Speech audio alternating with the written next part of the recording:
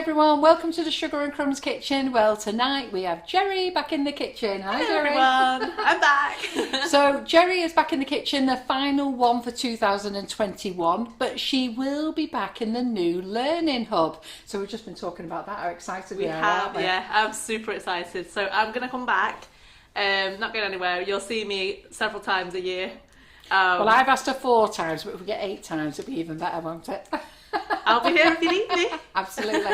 So Gerry's always been a massive supporter of Sugar and Crumbs, and we're really pleased to have her in the Learning Hub. And you ladies all are going to love all the things she's going to show you in there.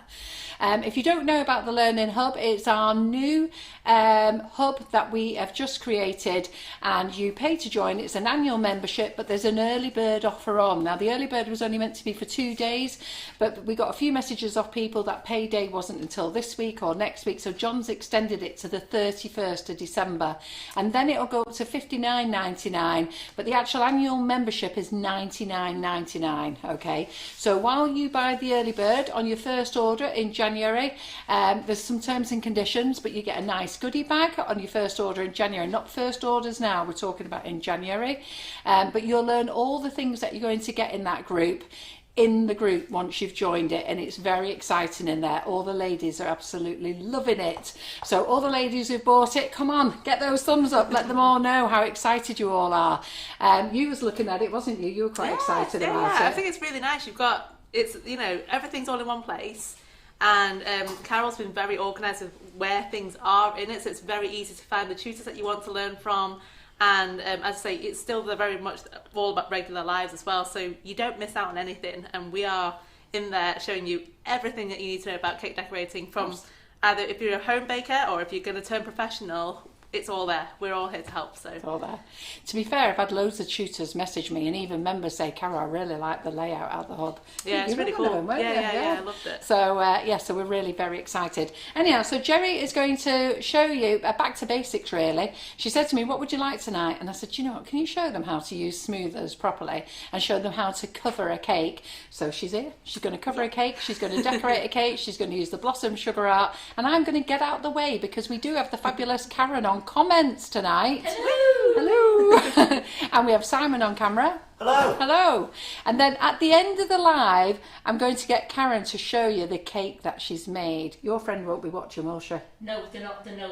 Right, just before jumping in it. No, they're not. But at the end of the live, Karen's made a wedding cake for a wedding she's going to this weekend, and you'll want to see it. It's fabulous. Yay. So I'll get to show you at the end. Her and Gerry will have to carry it over because it weighs a ton. Yeah, it's a heavy one. She's done good with the bakes. Very generous. Absolutely. And to be fair, I've been scoffing her offcuts of lemon cake as well, which I need to stop. Yeah, that's tastes my nice. favourite. I'm going to leave you to it. Enjoy. See ya. Right, thank you so much. Great audience watching already, Gerry. We're up to over 130 at the moment, and yay! I'm building as we speak. Fabulous. Well, thank you for joining me tonight. So, as we said earlier, we're going to do a back to basics because I thought it'd be nice with people coming up to Christmas. You're still baking your fruitcakes and everything, just to give you a nice way to decorate your cake, but also doing the foundation work so that everything looks pristine, ready for you to put whatever you want on it. So we're going to cover how to buttercream a cake, and we're also going to do how to ganache a cake, how to do your boards properly, how to cover a cake, and then hopefully we'll do some decor on top when we have time. So we are totally winging it tonight. I don't actually know what the outcome will be, but it's going to be fun. So thank you for joining me. Yes. So I'm going to go grab my cake. We're going to start with the ganache. Oh yeah, do you like them? But in the festive spirit, and also we've got our little festive spatula. So you'll have to do a close up, you know. Well, of my earrings. Well, let me go get my cake first. No way. Oh, you're gonna pan? Go on then. You ready? Yeah, all good. There you go, my little Brussels sprouts. I can't remember where I got them from. I think they were Claire's accessories. But I think you said they were Claire. It's Marmite subject, isn't it? Brussels sprouts. Do you like them? Do you not like them? I love them. So. Yep, they're here to stay. Christmas, though. Oh no, I would actually wear them any other time, but I think they have little Christmas hats on, don't they? What, sprouts? Eating sprouts? That'll be weird. Just the Christmas sprouts. They go for it all year round. Yeah, that was a weird one. Right. So I've got a Have I closed that? Hold on. No. Make sure that fridge is closed. So I've got a cake that I've already baked, and I've already put buttercream and jam in this middle of this one. So, trick number 1, how do you open the cling film? So I wrapped it really well because it's going in the fridge. So if you have never baked a cake before and you wonder how we get those really nice finishes on the cake and everything looks nice and sharp, one of the best tips is actually chill your cake first so that it's not as soft to start with. Because when you are putting buttercream in between the layers, obviously buttercream's quite soft, so then you put your coating on it and then you put the sugar paste on top, what happens is everything just gets kind of squished from the weight of the sugar paste. So by chilling everything first, you've just made it, you know, a bit easier for things to sit. Now here I've got some ganache, and when you make ganache you want to make a 2:1 ratio. So I actually go a little bit over with the chocolate. So if it's say 300 grams of cream, you can do a minimum of 600 grams of dark chocolate. I'd go a bit higher in the summer because it melts more easily. So and if you do white chocolate, you've got to go even higher. So you do a 3:1 ratio at the minimum. So there are people who are in this hub that also teach classes on how to make wedding cakes, Rachel Hannah being one of them. And I'm pretty sure she will go through the basics of how to do ganache as well in that class. So, sorry. Sort of just fell off the side. Yeah, don't worry. Right, yeah. So I would... Yeah, so if you want to learn, we also get those in my classes as well, where I do go through how to make ganache and stuff. So there's always somewhere where you can learn if you don't come back to this one. So what we're going to do is just put the buttercream, put the ganache onto our cake. Now, if you make ganache ahead of time, it will be very runny when it's first made. So the best thing to do is obviously make it, leave it for a couple of hours, and it will become almost like a peanut butter consistency. So if it's like this and it's very easy to spread, that's the consistency you want. If it's too wet, it's just going to slide everywhere and you're just going to be using up way more chocolate than you need. So best way to apply it is to pop it on the cake. I always put it in between where the groove is first and then sweep up and down so that you're getting all the way around the edge of the cake as well. So rather than sweeping it the other direction, up and down seems to make it a bit neater. And then you're not getting it all over your board as well. So make sure you do go into the groove of that cake between the buttercream layer, because then that means you're not going to get any air pockets. So up and down, just kind of keep swiveling around. Super, super easy. Now, we've got a cake shop now, and my mum's been helping me out, as many of you know. So she's been helping to do a bit of ganache work, and she's become quite good at it now. And this is the one thing that I've always told her to do, is just to try and get it neat and to work more efficiently. It's just to follow this technique because it saves you a bit of cleaning up time in the long run as well, so you don't have too much mess to deal with. So keep your tools clean too. That's another good tip. If you overload your tools, it gets very messy. So try not to have too much sitting on your palette knife. So up and down like that. There we go. So Rachel Hannah says, thanks for the shout out, Gerry. Hey Rachel. So anything that you don't use a spatula and scrape it back into that tub that way. Sometimes you can scrape it on the edge of the bowl, but I find that if you keep doing that, you get in the habit of just finding a clean space and you end up with chocolate all the way around the edge of this bowl. So use a spatula to scrape it in. It keeps everything nice and tidy. Trust me, it saves you time as well. A little bit. So once you've done your outer layer of ganache, get yourself a nice smoother. So this is, scraper. So this one is a long, tall scraper. Metal ones are great because you can dip them in hot water, which gives you a nice smooth finish, especially if you're working with buttercream. And all I'm going to do is just take this round the edge of my cake. Don't overload it. Again, if you have about an inch of chocolate on your scraper, that's when it's time to just scrape it back into the bowl. So again, scrape it back in and then you go around again. So don't be tempted to go all the way around your cake in one swoop because that just takes off too much. Just go around nice and steady. Now I have put a board underneath my cake and I'm using that drum to kind of as a base and a guideline so I know where I'm going with it. I'm just going to go all the way around. So my scraper doesn't actually touch the bottom of this turntable, or if it does, it's just accidental. So just go around first. And this is my crumb coat, so to speak. It's the first layer that I'm putting on.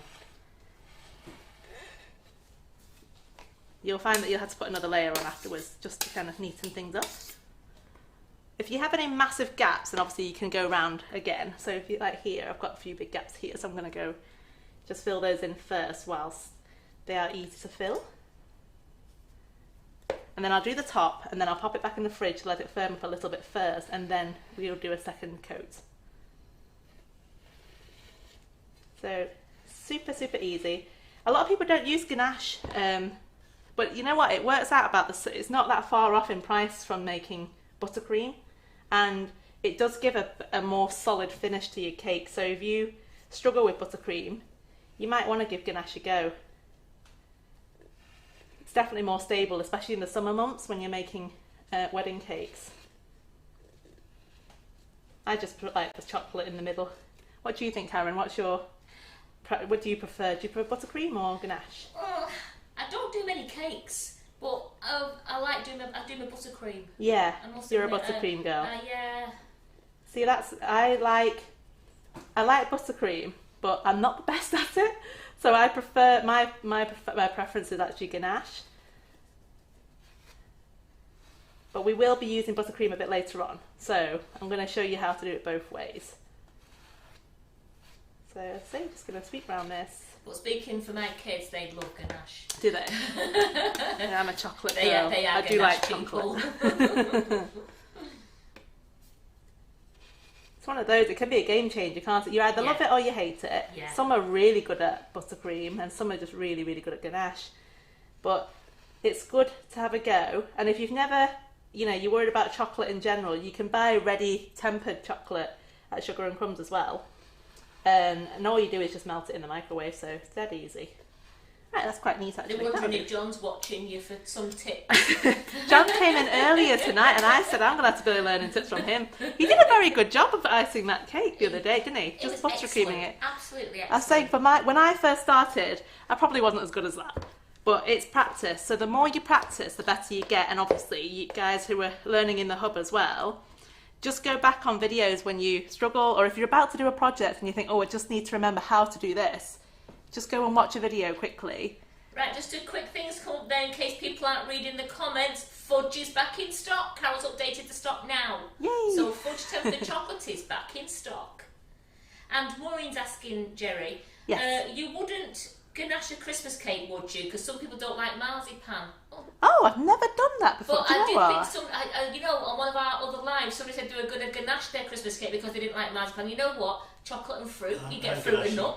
Yeah, you do. Yeah. I've never thought about it, but I don't see anything wrong with doing that. I don't, because you can buy fruit and nut chocolate. Yeah, So, and I think ganache is still quite relatively new to cake decorating. I think anyway, it's not, but it's just one of those things that it's become popular over the years, and it's just worked. So nothing's for you to not be a new trendsetter and to actually do it. And Margaret Kirk says she wishes she was as tidy as you because when she makes ganache, whoa. It literally is just scraping. So if you scrape things back into that bowl like this, rather than on the edge of the bowl like that, you will find that things do neaten up for you. But it's just working practice, especially for myself because I work in the shop. It's a much bigger space than what I used to have, but I still have to be on top of it to be efficient. So when you've got several cakes out at the same time, cleaning as you go is really important. So again, just scrape any excess. Now, the top bit, to stop yourself getting that dome, what you want to do is try and keep your knife straight rather than sweeping down. So what a lot of people do is they end up moving it down towards the edges of cake, and then that means that you're going to get the sides not being upright. Well, John's on. He's watching you more intently than ever before. That's not very... that makes me uncomfortable, John. Right, you see this little edge here on the at the top? There's a little bit that's come up because obviously when you're pushing your ganache from the side, it goes upwards that way. So all you need to do is just take your palette knife and just go around like this and kind of just sweep it back towards the centre. Doesn't have to be pristine at this point. To be fair, this is not bad, this actually. It's more than pristine, it's absolutely amazing now. Obviously, you guys at home can spend a lot more time at doing this, but for the sake of the live, I don't want to bore you too much with it. But yeah, we're just going to kind of spin round, and then that's our first coat. Wow. Now, to be fair, if this is all you get up to, and you're happy with that stage, that's absolutely fine. and you can just cover it once it's chilled. Personally, I would like it a little bit more of a fatter finish, but again, for the purpose of time, we're okay for now. I can't complain about it. You might have answered the next question here. So if you only wanted to cover the cake in ganache, Yes. is the ratio the same as what you're using for the crumb coat? Yes, yeah. So so when it comes to any kind of ganache work, the whole point is that you don't want it to melt. Now, if you want a softer finish, you can always whip your ganache, and then it almost comes to a buttercream kind of consistency. And if you put it on like that as well, that's nice. It's almost like a mousse. It firms up, but it's never as firm as this. So you have two options of how you want to use your ganache. Personally, I could still eat it like this. When it's at room temperature, it's still soft enough to cut through as well, so it's nice. So that is going to go in the fridge. It's going to firm up, and then I'll take it out a bit later on just to kind of fill in anything else that I think is a bit imperfect. Whilst we do that, I'm going to wash my tools, then we're going to show you how to buttercream a cake on the outside, do a crumb coat for that one. So bear with me 1 second while I wash these. Would you want me to wash those for you while you carry on? Well, yeah. Yeah, That's very nice. Thank you.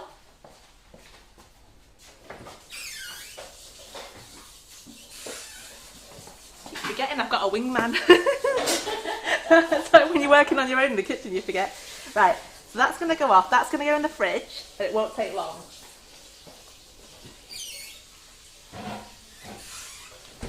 So because we've already put our cake in the fridge to start with, it's already cold, so when you put that ganache on, it just sets it a bit quicker than normal. So that's, again, it's a good time-saving technique. So just going to clean any excess off on here first. Then this is we've got 3 layers of sponge for this one, so it's slightly taller. And this is just going to be a buttercream finished cake. So again, very simple.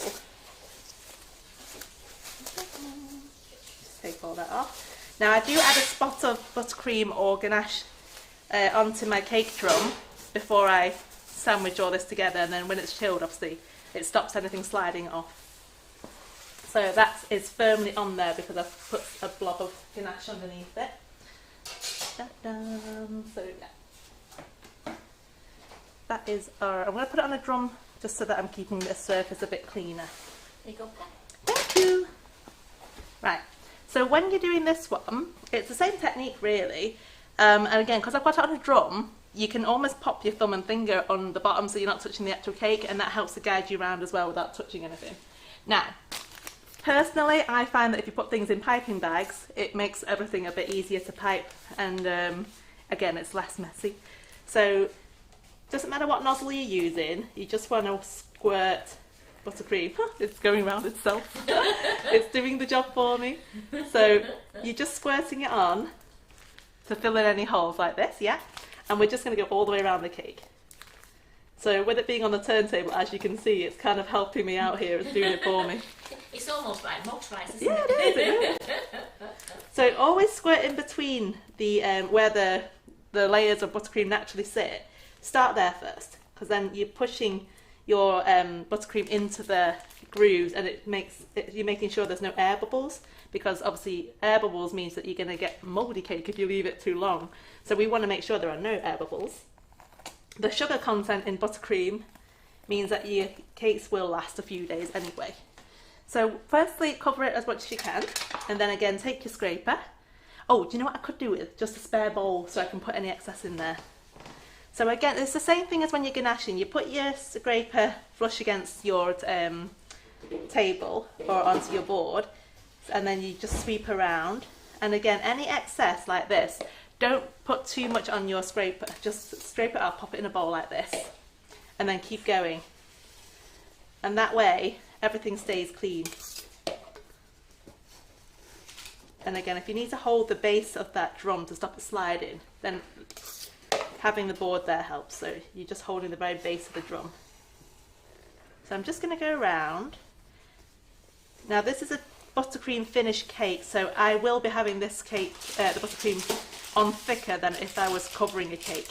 If you were using just buttercream and you're going to cover it with sugar paste, you don't want it to be too thick, because again that layer is going to bulge.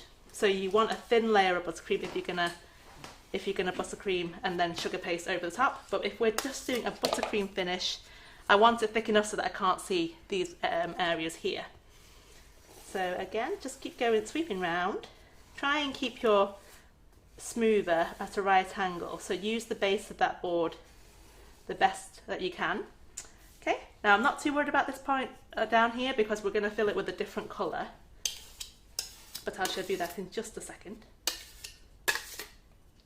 Now, you can get hold of masonite boards which have got pre-patterned sort of, well, they're patterns, that was the word, where they're already patterned so you don't have to cover the board. They're great for buttercream projects because it means that you can put it straight on there, you can scrape round it and you can clean the board afterwards.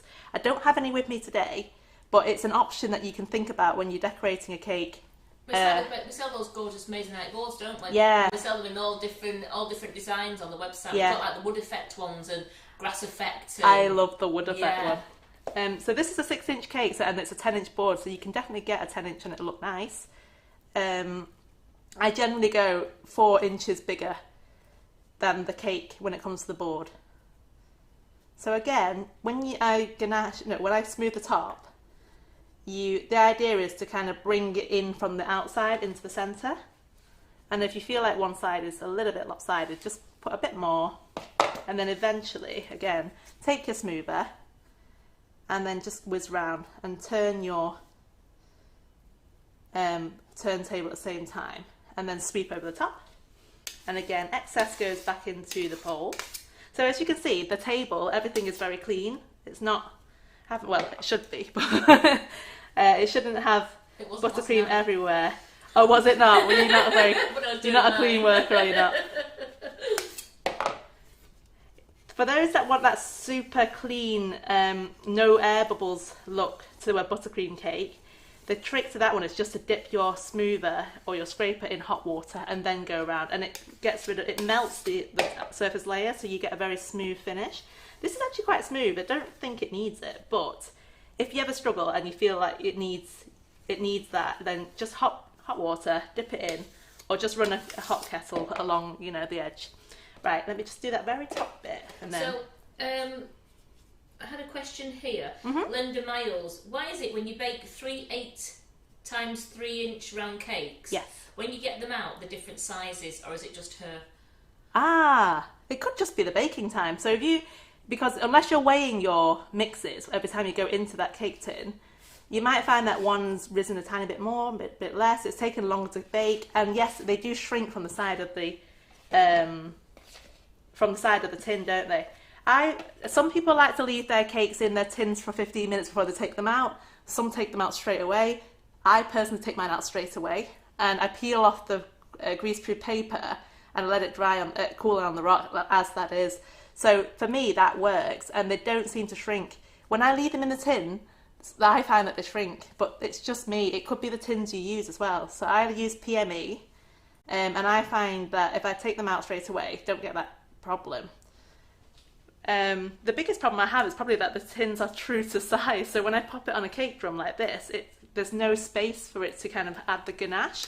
So if that's the case, sometimes you can just use a cheese grater and just grate a bit of the edges off the side of your board, your cake, or you can use a knife and just cut around it. Or I just add a slightly thicker layer of ganache so it just goes over the board, and then everything's flush. So that's the outer layer of my buttercream cake. So if I wanted to do another layer, say, let's do green now. So I've got some green buttercream here, and I've just used some Colour Splash gel in leaf green to mix it. Now, when you do any kind of buttercreaming, what you'll find is that the colours take time to develop. So if you're not getting the shade that you want, especially like the darker colours, don't be tempted to add too much more colour into it. Just give it some time to actually develop. Putting it in the fridge, that also helps to bring the colour out so they're more vivid. So I'm just going to kind of squirt this around like that, and then again we're going to go around and sweep, because I like having this two-tone effect on my cakes. And again, excess goes back in there. Now the idea of this one is I don't want it to be merging with this white layer. I want a bit of almost like a second layer to come out, so it sticks out a little bit.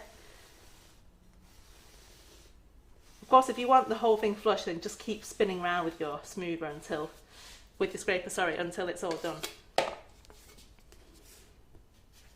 And then any excess that's on the board, you can just take it off with your kitchen towel, and that can clean up the board. So that's that one.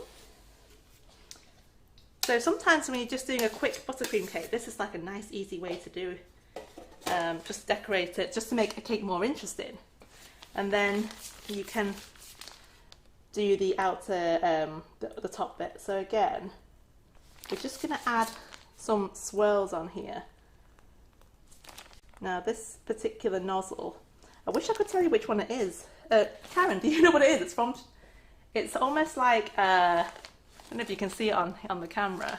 Let me clean it up a little bit and then you might see. Yeah, I'll show you. But this one's a really good one for making the patterns on, if you're just filling it in. So it's almost like a starter, but it's got lots. It is the open starter. Is that what it's called? So if you can see it there, let's just turn a little bit.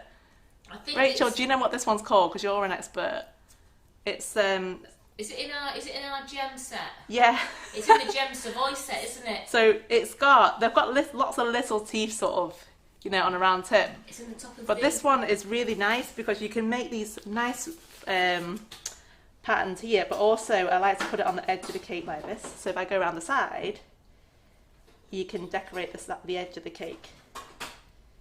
So all I'm doing here is I'm just squeezing them out, and then I'm just turning it down and releasing like that, and then that kind of gives this nice pattern.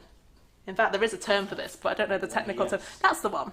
Yes. So they come in different sizes. You can get big ones and small ones, but they all have this, they can create this effect. So we're just panning so that you can have a little close-up of what this one looks like. There we go. So you can have little swirls like this on the top, and then at the bottom we've added this, which is actually, it's very on trend at the moment. It used to be popular years ago. It's coming back into trend now.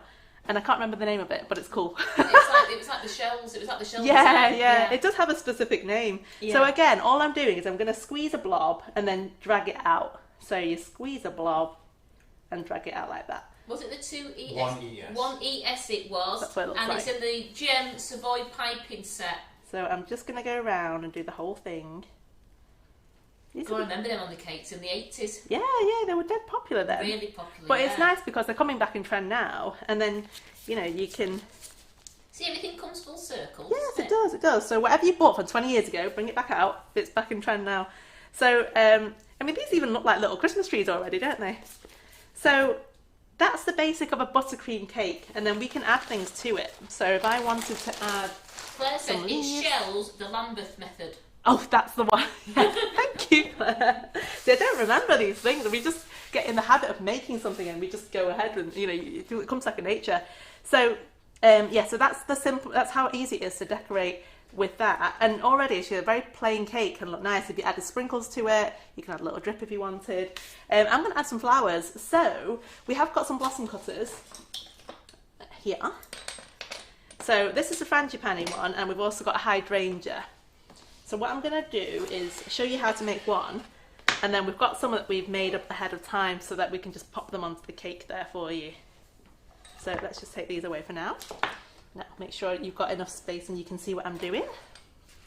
So I've got some white sugar paste, and it's got Tylo kneaded into it. So those of you who've never used Tylo, it's a powder that you can add to sugar paste, and it helps to firm it up. So it makes any sugar paste can be a little bit firmer. It makes it easier to work with, especially when you're using moulds.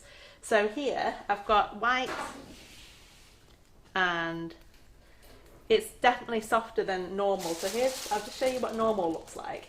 We're using Select Island tonight, the platinum one. So this is Select Island Platinum, and that's straight from the tub. So as you can see, if I pull it, it's quite quick. It doesn't really stretch, but it's great for rolling out to cover a cake. Now this is what it looks like when it's had Tylo. It's more, I don't know if I can definitely feel the difference when you pull it out. It takes longer to pull, but there's stretch in it as well, which means it'll hold its shape. So yeah, you can definitely, if I mush it like that, you can see a difference like that. So what we're going to do is roll this out, and I'll show you how to make a hydrangea. So we want it nice and thin because, you know, flowers look nicer when they're a bit thinner. They look more delicate. Plus you use less sugar paste. So those who know me, they know that I like to use as little material as possible to create maximum effect. Not just because you're saving product, but also because, you know, it just does the job, and I think it looks more professional when it's not too chunky. So the idea is we're going to just use our hydrangea cutter first. You want to wiggle it about like this so that it comes off in one piece. And then I've got a Dresden tool, I'm just going to pop that out like so. And then we have it. So if you take the hydrangea embosser, I think that's what it's called, isn't it? Is it an embosser?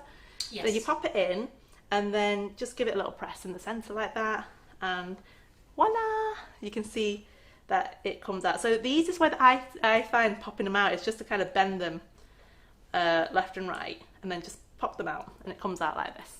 So if you have flower formers or the foam formers, you can pop them in and they hold their shape. So I have got some. Have a look underneath them. You've got a little one. You can show them there. Yeah. So there we go. So these, you can buy these on Sugar and Crumbs as well. They come bigger than this, but you know, you can cut them down. We do mini, and we do mini size. Oh, you do? Yeah. You're not allowed to come down. No. We don't cut things down. We sell mini and we sell the There you go. So I use these all the time because one, it's to put my flowers in to let them set. But if you flip them on the other side, they're flat, so you can put flat cake toppers on there and let them air out. So if anyone who's making rainbows and need them dry, you put them on the other side. So here's another one. So they cut them out. If you find that they're not neat, you just need to run your finger over the back of that to make sure all the edges are nice and neat. And then again, just pop it over the top, give it a bit of a squeeze, and then pop it out. So give it a little pinch, and then flip it out. And that's it. And then you just need to dust it. So with the other one, this is a frangipani. We do it slightly different with this one. So I've only got one side of this particular mold. So what you do is you roll your sugar paste as normal. Then you would press the pattern on the pink thing into the sugar paste, and that will form the pattern there. And then I'm just going to use my cutter and cut that out. You can probably do it the other way as well if you wanted. So you can put your pink thing down this way and then press the sugar paste on top. It's completely up to you. So once that's cut, again, you can just make sure it's all the way down. That's better. So release that, and then I can discard this for now. And then you just fold the edges in. So I'm just going to get a little bit of water on a brush, and you're just taking one side, and then you fold it round like this, and then just pinch to hold that shape, and then you'll have a nice flower. So again, that goes into your former. And then you make lots of them and let them dry out first. So obviously if you do them straight onto the cake, they're going to be a bit floppy. So give yourself a bit of extra time, let them dry. And hopefully when they are dry, you'll have a few to start dusting. So I'm going to use different colours. We've got Wonder Dust here in bright gold, shimmer pink and shimmer blue. So for the hydrangea, we're going to use the shimmer pink and the shimmer blue. And then the frangipani, we're going to do shimmer pink with a bit of the bright gold in the centres. So I'm just going to open those up first. So for those of you who haven't used these colours before, they are completely edible, and thank you. You can dust them as they are, or you can use Rejuvenator and paint with them. So they're a really nice solid colour as well. So they're not these watered down ones that you get sometimes where you have to have quite a few layers. Now I'm going to take my frangipani first and dip into the pot. So you want to dust off some excess because you don't want to go too much into it. And then the idea is just to dust around the entire flower. Now if it's dry, I find they work better once the flowers have dried, because you have got a bit of moisture from your sugar paste. So sometimes you can get little streaks if you do and it's still, you know, a bit damp. But yeah, so there we go, that's our first one. And as Karen says, Karen Naylor, you said you can put stamens in if you want to, and they look nice with yeah, stamens in they do. as well. So stamen should be put in whilst the thing's still soft, and then, or you can just poke a hole first, let it dry, and then poke it in. Once it's all dried up, then you can reinsert your stamen into the hole that you've created. So again, I'm just going to dust this completely, and then we can put it back in the former so it dries at a slight angle. So I've done it all pink first, and then I'm just going to go in and use a bit of blue to do the edges of this one. Because the hydrangeas, they come in lots of different colours actually, but a lot of them are often two-toned. They are, aren't they? Like the blues and pinks. Yeah. And the green and white. And I do one. like those. Yeah. So again, once you're happy with it, pop it back into your former, and then it will dry in the shape that you want it to. Now, with the centre of this one, if I just get a small brush and a spot of rejuvenator, I'm going to use the lid itself. Just going to pop a tiny bit of dust in there. Get my rejuvenator, which I have put somewhere. Where have I put it? Where have you put that bottle? I don't know. You got one? Oh, there it is. Where? Oh, there. It's hiding. I found it. So rejuvenator is a really good thing to use. It just makes your colours more vivid. If you can't take alcohol, you can use lemon essence, or you can just use water. But with this, because it is an alcohol, it just evaporates a bit quicker. So just make it into a bit of a paste so I can paint with it. Take my flour, and then I'm just going to sweep the inside and start from the centre and start from the centre and come up like that. Okay. So obviously, if you make a few of these at the same time, let them all dry, and then once they're all dry and firm, you can then pop them onto your cake. We've also got some leaves to go with it. So got some frangipani leaves that we've made. Now, they aren't specifically that particular plant, but did a bit of research, and they come as close as you can get using a Karen Davies mould. So this is their tropical leaves mould, and it's actually this big long leaf that we're going to use here. So rather than use the entire leaf, we're just going to use a section of it. So again, if I take some sugar paste that's got some Tylo in it already, it's already firm, so that means that you can pop these out a lot easier. They won't stick to the mould because they've got Tylo in them. So again, just give it a little quick knead, and then what I'm going to do is just flatten it a little bit with my rolling pin so it looks like this, and then we're going to pop it in the centre there and then press.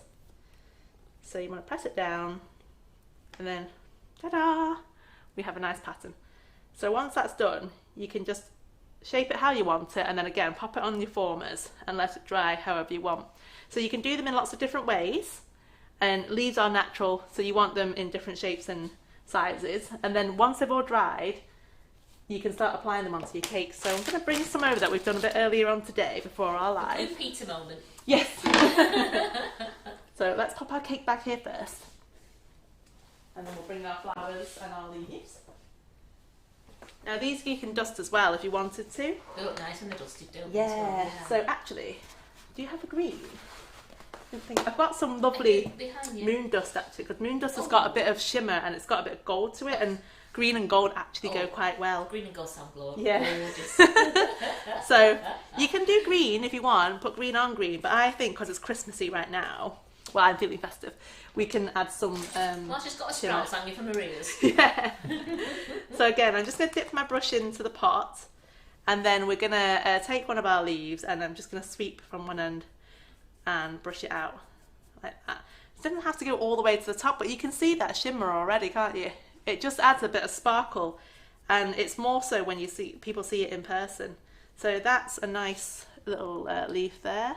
So these were made like maybe an hour before the live, and they're already firmed up quite well. And it was we made the green paste. It was the colour splash green, wasn't it? We used. Yes. So they've come out nice. They're firm. So as I say, because you're putting it on buttercream, you might find that they'll soften up ever so slightly on contact. But if you left your buttercream to kind of chill a little bit first, then it kind of crusts a bit, and then it won't go as soggy. Now, with these went in the fridge, they should hold their shape. They're not gonna, if they're dry enough, they'll hold their shape. Anything, when you put things on cupcakes as well, especially the cupcake toppers, don't be tempted to put them on straight away when you've just made them, otherwise they go floppier on the edges. So always let things dry before you apply them onto other parts of the cake. another thing is, if you're going to make these, doesn't matter if it's for friends or family or whether you're charging for a business, do charge for yourself, because the cake decorating stuff in general is going up in price, as many of you have probably noticed. But it's your time. People appreciate you. Well, even if it's just for a friend, it doesn't mean that you can't charge for it. There's nothing wrong with that. Oh, that's lovely, that, isn't it? Oh, it's so nice, so sparkly. So I've done a few there. When you add little things like this, the shimmery bits makes it look so much more expensive. And it looks like you spent more time with it as well. Which, I mean, you have. You can't, even 5 minutes is still your time. So I'm going to pop these around the edges of the cake. And as I say, I have no idea how this thing's going to look at the end, but it's just purely off aesthetics rather than botanically correct. So I'm going to put a few of these there, and then we're going to bring on some of our frangipani flowers. That's quite Christmassy, doesn't it? Right, let me get the flowers. So we've done loads of flowers. Right, these are all the frangipanis that we made earlier, and then we've got the hydrangeas as well. So I'm going to pop them directly onto the buttercream. And because you've got these little swirls of buttercream, it means that you get a bit of depth. So you can put some lower down, some higher up, like this. So it's suddenly gone from Christmassy to tropical now with these frangipanis, but it looks nice. It looks like, and somebody just said on there, it'd be brilliant for a Moana cake. Yeah, wouldn't it? If you added these, how pretty. So cake making is very versatile. It doesn't matter what you're learning today. This can be used further on in the year. It doesn't have to be just for Christmas, or just because we say it's a Christmas theme. You can definitely apply the skills onto other projects. So I'm just going to town and I'm throwing everything on here. You're having a good old play. We are, yeah. But that's the fun about cake decorating. You should never think of a design and follow the design to the book, because you'll stress yourself out. If you ever make a mistake somewhere on the cake, you won't be able to hide it because you've got a set design. So go with the flow. Sometimes you build, the cake builds around your time itself. You could end up thinking, oh, I'll just put this here, I'll put that there. As long as you accommodate for that and you put, make sure you make a few extras, you can literally do something completely random like I'm doing, and it doesn't look that bad. She says, I think you get the best results from just having fun. It shouldn't be a chore, and like I say, certainly not something that will stress you out. So anything small and light like the hydrangeas, you can actually apply to the side of a cake and it'll hold. And the frangipanis will be a bit heavy if you try and cascade it up the top, so I try and keep these on, various levels. I'm going to put one more there. I don't want to overdo it. Well, let me say, that's looking fabulous. The colours are lovely cute, isn't together. It? Antonia, Geraldine, June, and Carol Casavani, Lynn, Carol Gattenby. There's quite a few of you on tonight. They're all absolutely. We've got over 200 watching here, and they're absolutely loving this cake. Saying the colours are gorgeous. Nice, the leaves they pops when you put the moon dust on them. Even if you wanted to, at the very end, if you wanted to give that little bit extra shimmer, which I do, you can actually just splash a bit on the top. So again, get my brush. I'm going to go for the blue. So on the leaves, the dust on the leaves was the magical moon dust that Gerry used. And I know a lot of you have already bought that. We are waiting for it to come back into stock. It will be here after Christmas. Just going to add a dropping of this on top. Oh. It just gives specks, which again, speckles are quite trendy at the moment. So just adds a teeny bit of colour onto your thing. Or if you have a lustre pump and you just can go to town and spritz it, just gives it that bit of sparkle. It looks nice. So again, if you have things like pearls, those draggies, or those metallic rods and stuff, you can buy them all. You can add them to the side of the cake, and they just dress a cake, and it just makes it look so much nicer in a matter of minutes. So you're not spending. Say that.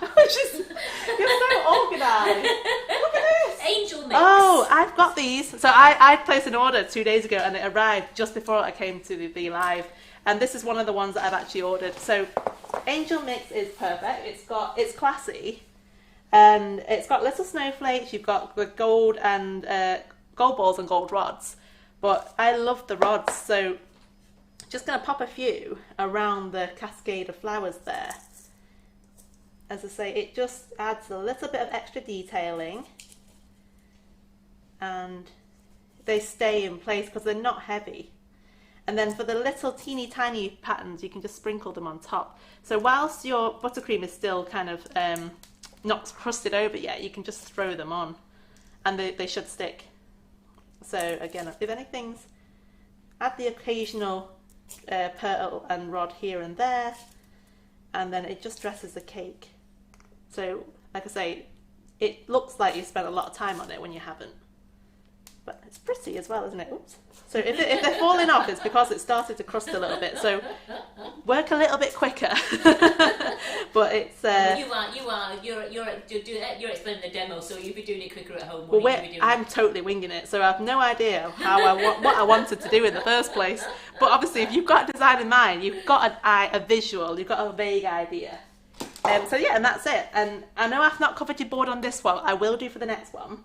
But it always looks a bit more fine-tuned. So again, for buttercream cakes, I do prefer to use the masonite boards, just because it means I don't have to scrape any of the icing. Or a good tip is to actually ice your board, let it dry for a few days, so that when you do come to doing this part, when you scrape the edge of the board, it's not going to drag the sugar paste because it'll be dry. So that's another tip. So let's take this one away for now, and then absolutely we're going to bring so can I have the other some one. love hearts and likes for this cake here that Gerry's done for you? This is absolutely. I mean, that was so quick. It's a very quick job. So for those who've never done a cake and you think, oh, just a quick one to show a friend, there you go, buttercream. We're going to bring the ganache one back now, and then we're going to show you how to cover the cake. Now, how you cover a ganache cake is the same way that you cover a buttercream cake. As I say, you just would put your buttercream on a thinner layer so that you've not got too much on the side, but put them in the fridge, let them chill till they're solid, and then you ice them. So, well, they're saying beautiful. How quick was that? You're very talented, lady. Oh, thank you very much. So while you're just whizzing off with that, and because this place is going to be a bit clear, look at the boxes on the back there, ladies. And if you've got any gentlemen watching, I'm sorry I've not mentioned you, but we've got the boxes on there, and they've gone into the sale today. They're in the clearance box. All our Christmas things have gone in the boxes. So the mince pie box has been reduced to 49p. We've got the small log box at 59p with the large log box at 99p. The dearest box on the back there is the 10x5 Holly vintage Holly, £1.25. You can't grumble at that kind of price for a box. And also, while you're looking there, you'll see that we've reduced our Halloween stock. So get in there, buy the Halloween ones ready for next year. They're all flat packed. You can put them away, and you've got them at a good price as well. Because once these boxes have gone, they're gone. We're not getting any more in for this year. So get them while the going's good. That sounds good. Right, just going to take all that stuff away. Now, if you're going back to the ganache, I'm just going to, if I touch it, it's clean, yeah? It's firmed up nice. Your ganache in the bowl might have solidified in that time, so pop it in the microwave for 30 seconds to kind of warm it back up. I'm just checking it first. Yeah, this part's still soft, so I'm only patching up gaps at this point because I don't want any air bubbles to surface when I come to coating it with the sugar paste, because that's when you get those nice pockets of air that bubble and then you wonder why it's done it. So this is our troubleshooting moment. If you have any little gaps, then you should go over it just to fill it in. And people often ask, why is my cake bulging? It's either because you put too much buttercream on the side and it's forced a bubble in the layers between your sponges, or you've either that or you've done, it's too soft when you're covering it and the weight of the sugar paste is pushing it all down. So again, I'm just going to quickly go around with this, just in regular scraper. We're just tidying up those bits. And because again, it's you been want in the it to fridge, it's chilled straight away, hasn't it? Yeah. The ganache. So you're speeding the process up because this part will only take a few minutes to kind of neaten up. And then you can more or less ice it straight away, so I don't have to wait again. If those who are doing this, obviously you're not in a hurry to do it, you can do this the night before, let it chill completely, and then work on it the next day. That's absolutely fine. So just keep scraping until you get a nice smooth surface and it's not got any air bubbles. And again, if you feel like it's not 100% smooth, just dip your plate or your smoother in some hot water, then glide round. But this is good, I'm happy with this, that'll do. And then I'm just going to go over the top one more time. Like that. And that's good. If you have a spirit level, you can use a spirit level just to check that it is level. But I'm just going to eyeball this one. If it's a wedding cake, I definitely use a spirit level. But just because it's a demo, we're going to skip that. Right, so that is good. And that looks gorgeous. So it's you get a little bit of edging on the side. Again, if you spend more time and you can neaten up, that's absolutely fine. But this isn't going to affect the overall look. So we're going to use Select Island Platinum in white to cover this cake. So as I say, if you feel like it's still a bit soft, put it back in the fridge. But my one's fine. So this is a massive block. But do you know what? It's still soft. So when I cut this, it's going to be easy to cut. So it comes in a big chunk. Obviously, this is only part of the bulk that I get. So take your knife, cut off what you need. So go all the way around. Your knife will only go halfway. You're just scoring it until you've gone all the way around. And then, ta-da! Just peel it apart. It's super soft stuff, but it means it's going to have a lot of stretch to it. So a little will go a long way. Anything you don't use, bag it up. Make sure you don't let any air get to it. So all I'm going to do is knead this. As I say, it's a pretty soft sugar paste, which is great. If you find that your sugar paste, whichever brand you're using, is rock hard, pop it in the microwave for 10 seconds, and then that will just help to warm the thing up so that you're not breaking your wrists trying to knead it. But this stuff is ready to go. It's brilliant. So I'm just going to knead it in. Give me a little workout. It gives you in. I do like the Select Island because I love it because of the stretch with it. It smells nice. And it tastes nice, smells nice, and it's just so good to work with, isn't it? It's nice. And we've got the platinum and the silk in stock. Right. So there you go. You've got 2 options there as well. So this one is the platinum one. Yes. And you want to make sure you roll it out. Now, if you've got a non-stick board like this one, you won't need to add any corn flour. If you don't, then you want to dust the board first, otherwise it's going to stick. And also, if you're not using a non-stick rolling pin, yeah, you might need to do your rolling pin. So I'm just going to go. Now, this rolling pin's one of 2. This is actually the shorter one. Oh, sorry, your long one's... Yeah, no, that's all right. You're all right. Yeah, so they've got 2 lengths here. I have the biggest one at the shop because I like everything large. It's just a case of... Just so you can see it. I get more value for money. I'm just going to buy the bigger one. So you just want to kind of go backwards and forwards and try and get an even thickness all the way around. So if you've not got corn flour and this isn't, if it will stick, make sure you do lift it and flip it and rotate it because then you get an even surface. But if it's, let's say, you just keep doing it. So how do you get to your circle? Because believe you me, I get squares, rectangles. So the circle just comes when you keep flipping it. So if you feel like one side's getting longer, lift it up and turn it round. But if you've not got this board, I'm telling you now, it's a game changer. It's brilliant. And I find that you're not making as much mess with all the corn flour. Again, it's all down to mess. It is, isn't but it makes a huge difference when you're actually working. So I think that's about right for the size of the cake that I need. It's a little bit thick actually, so because again this thing has a lot of stretch, so I'm just going to pull it down a little bit more. So I'm trying to save my sugar paste, I don't want to use too much. And then we're going to just chop off what we don't need, because if you have too much to work with, the weight of it will drag down on your cake. So use my flexi smoother, just so that I don't damage this board. So cut off any excess, and then that just reduces the weight of the sugar paste that's going on. And then pop it under there, bring my cake in front. So this is where you'll definitely want your 2 hands to be clean, because we're working with white. So all I'm going to do is slide my cake underneath there, and then you've got to have a smoother ready. So I've got my smoother. So what you want to do is get your paste on the rolling pin. Now the idea is you want to make sure that it's going over all 4 sides. So if there's a little bit of a gap at the very front, that's absolutely fine because this has some stretch. And the idea is you start at one end and then you're just going backwards and forwards until you get to the other side. And by doing that motion, you're reducing the risk of any air bubbles getting trapped, so you're pushing it out. And then just go around the top a few times. The board there that Gerry's using, it's the extra large grey Sugarcraft board. We also do it in the hot pink, and it's 680mm millimetres by 505 millimetres and are £120. They are well worth the money, and we can do them in payment stages for you. You know, also you can pay in 3 on PayPal as well, which just takes 3 equal amounts of money out of your bank. I have 2 of these in my shop because one's not enough, but I love them. They're really good. So you put this over the top, this area here is called the skirt.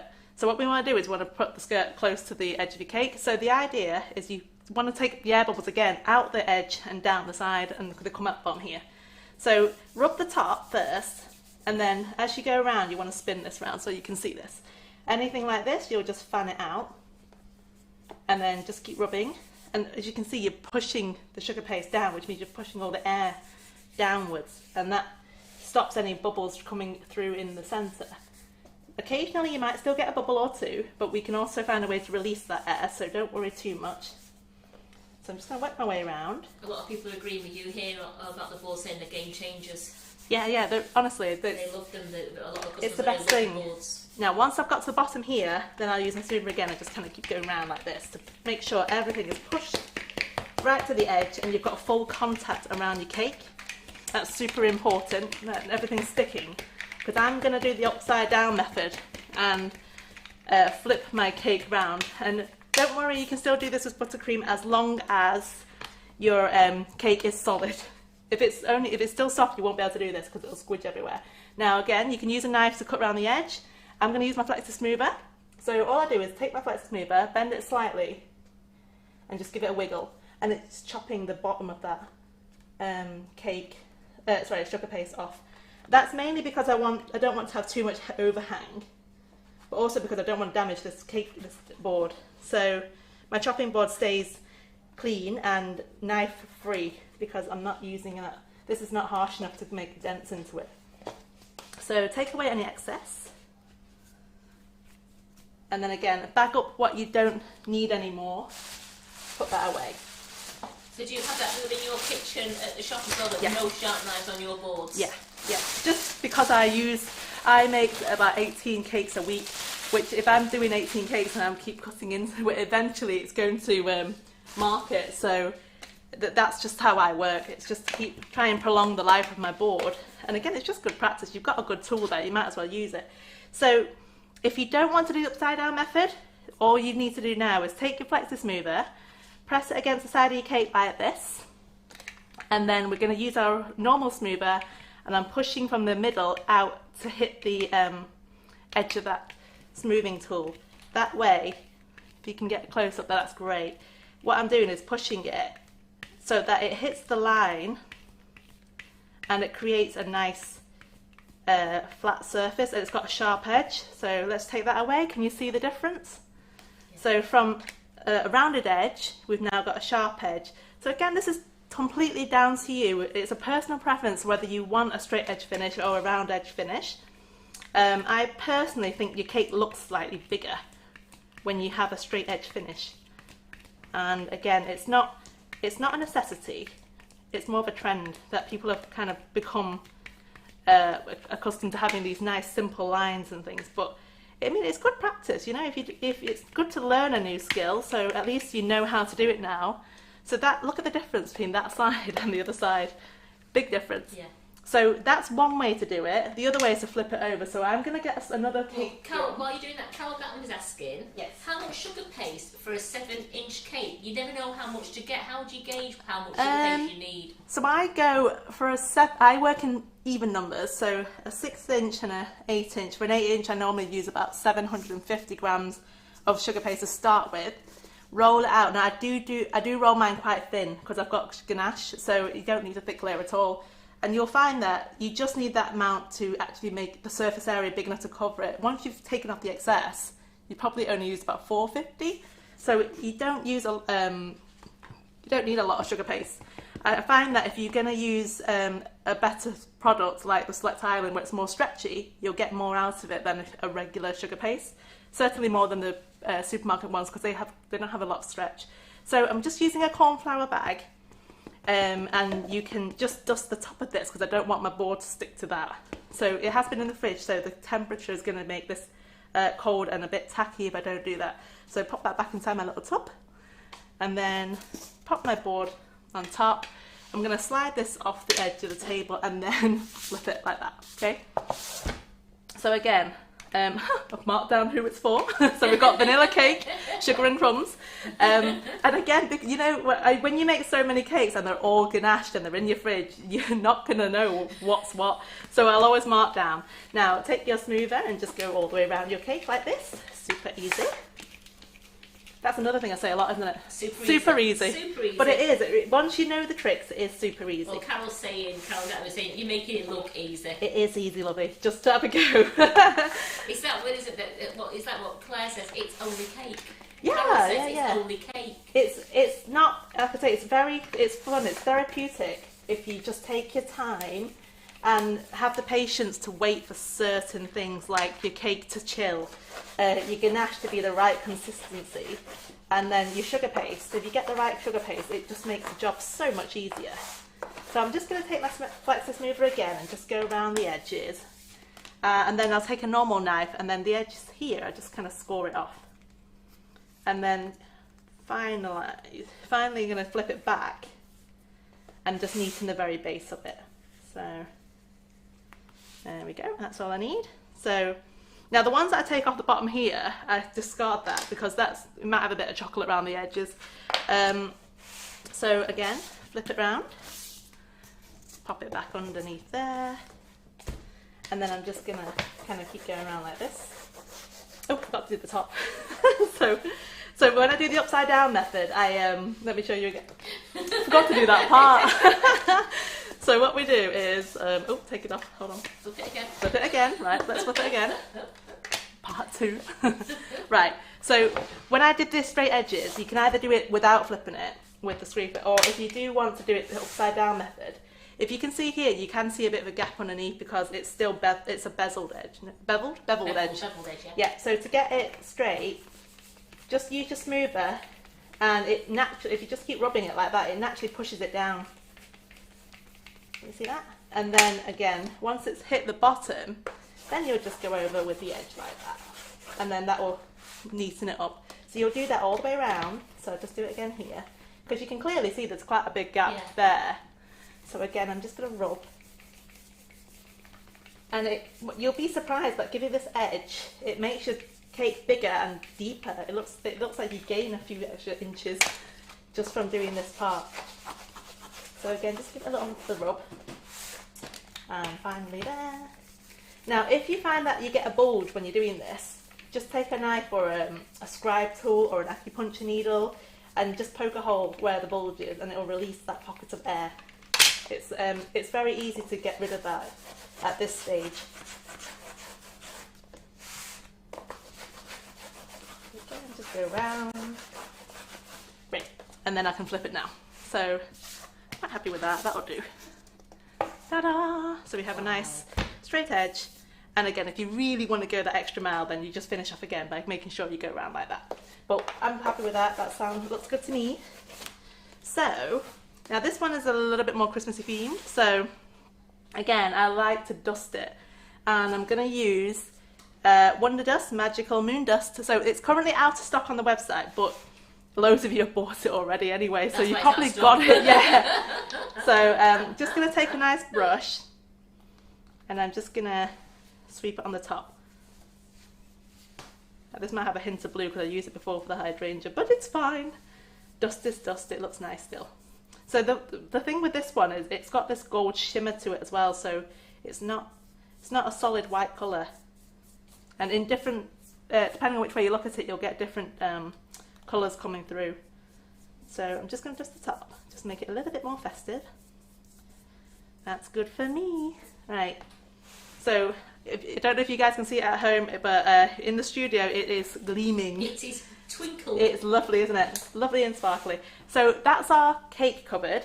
And then obviously when you go around the side, do make sure that the bottom of the cake is touching that board completely and that there's no gaps. And by using your flexi movers, that's how you get rid of any little gaps that are there. Now I need the board back, so I'm just going to slide this off for a second and pop this to one side. Then I'm going to show you how to ice a board properly. So it seems simple enough, But, you know, you want to make sure that every stage is covered at this point, and I want to make sure that you're doing everything correct. Well, so. Tanya says she's definitely going to try the upside down method and give it a go. Yeah. And she really struggles to get sharp edges, and she really loves watching you do that then. Well, there you go. Great. So as I say, if you've never done it before, just try the bit where you just use a flexi smoother and over the top. If you're feeling brave, as I say, it's not that hard to do, so you can always do the upside down method too. So we've got both methods there to show you. We have got classes, as I say, where you learn to do these two within the classes on top of the actual lesson itself. So if you want to take your time, and we show you in more depth how to do that. So when it comes to the board, again, you don't need a very thick amount. So just rolling it as thin as I can get it without it tearing. So this one up and down, just really pull back there because it's so stretchy, you can really go at it. And then, where's my thingy gone? Just cut off any excess again, like this. So this is going to be a 12-inch board that I'm covering. And then just to make it go that little extra mile when you're covering a board, if you just wet the board ever so slightly with a water and a brush, it makes the sugar paste kind of stretch a bit more, so you do get a lot more out of it than you would if you just plonked it on top. So pop it in the middle, and then I'm just going to push so that I get as much coverage as I can. And the idea is you want to try and get all the way across so that you don't get any dings in between. And then I'm just going to turn it and do it again that way, like that. And then for the edges, if you just take your smoother and just kind of brush the edges on and off, then that means that you can get a bit of a beveled edge on that. If you prefer a straight edge, just use your knife and go around it, but you want a bit of a beveled edge that kind of smooths down the sides a little bit. And then you can take your board in your hand, grab a knife. So I always take it off the board when I do this, because that way the weight of the sugar paste is more or less hanging off the side of your cake. And because you've beveled the edge, it should just fall off. So your knife is just kind of giving it that little helping hand, but it should do most of the work already. And again, any excess, you just pop it back into your bag. So as you can see, you get quite a lot of paste back anyway. So on any project that you do, you never have, like, you know, you don't ever buy 200 grams and you're going to use 200 grams, you'll have left over. So that can go, I'll tuck that away in a second. And then just tidy it up again with your smoother tool around the edge. Like so this. Gerry's using Select Island Platinum tonight, the sugar paste. Yeah. And the final thing I'll do is, just because this section's going to be kind of not hidden up, you don't need that bit. So take a knife and then cut about 4 inches in. I don't want to do too close to the edge because I still need some sugar paste for the cake to sit on so that it doesn't slide off. But, you know, by taking away some of it, you're saving yourself some sugar paste, which you might be able to use for part of that project still. So, you know, if I roll this back up into a ball, you can see how much is there. That could make a snowman head or something, you know, so don't waste it. You don't need that. So this is enough perimeter for you to put your cake on. So I'm going to bring my cake back, pop it on top, and just drop it. And then, it's pretty central. I surprised myself.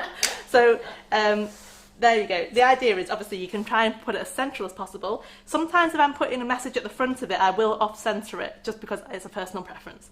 And you can use embossers if you want to emboss the sugar paste, which I prefer to do, only because I'm saving myself more work. It's quicker to emboss. You're not using any extra sugar paste.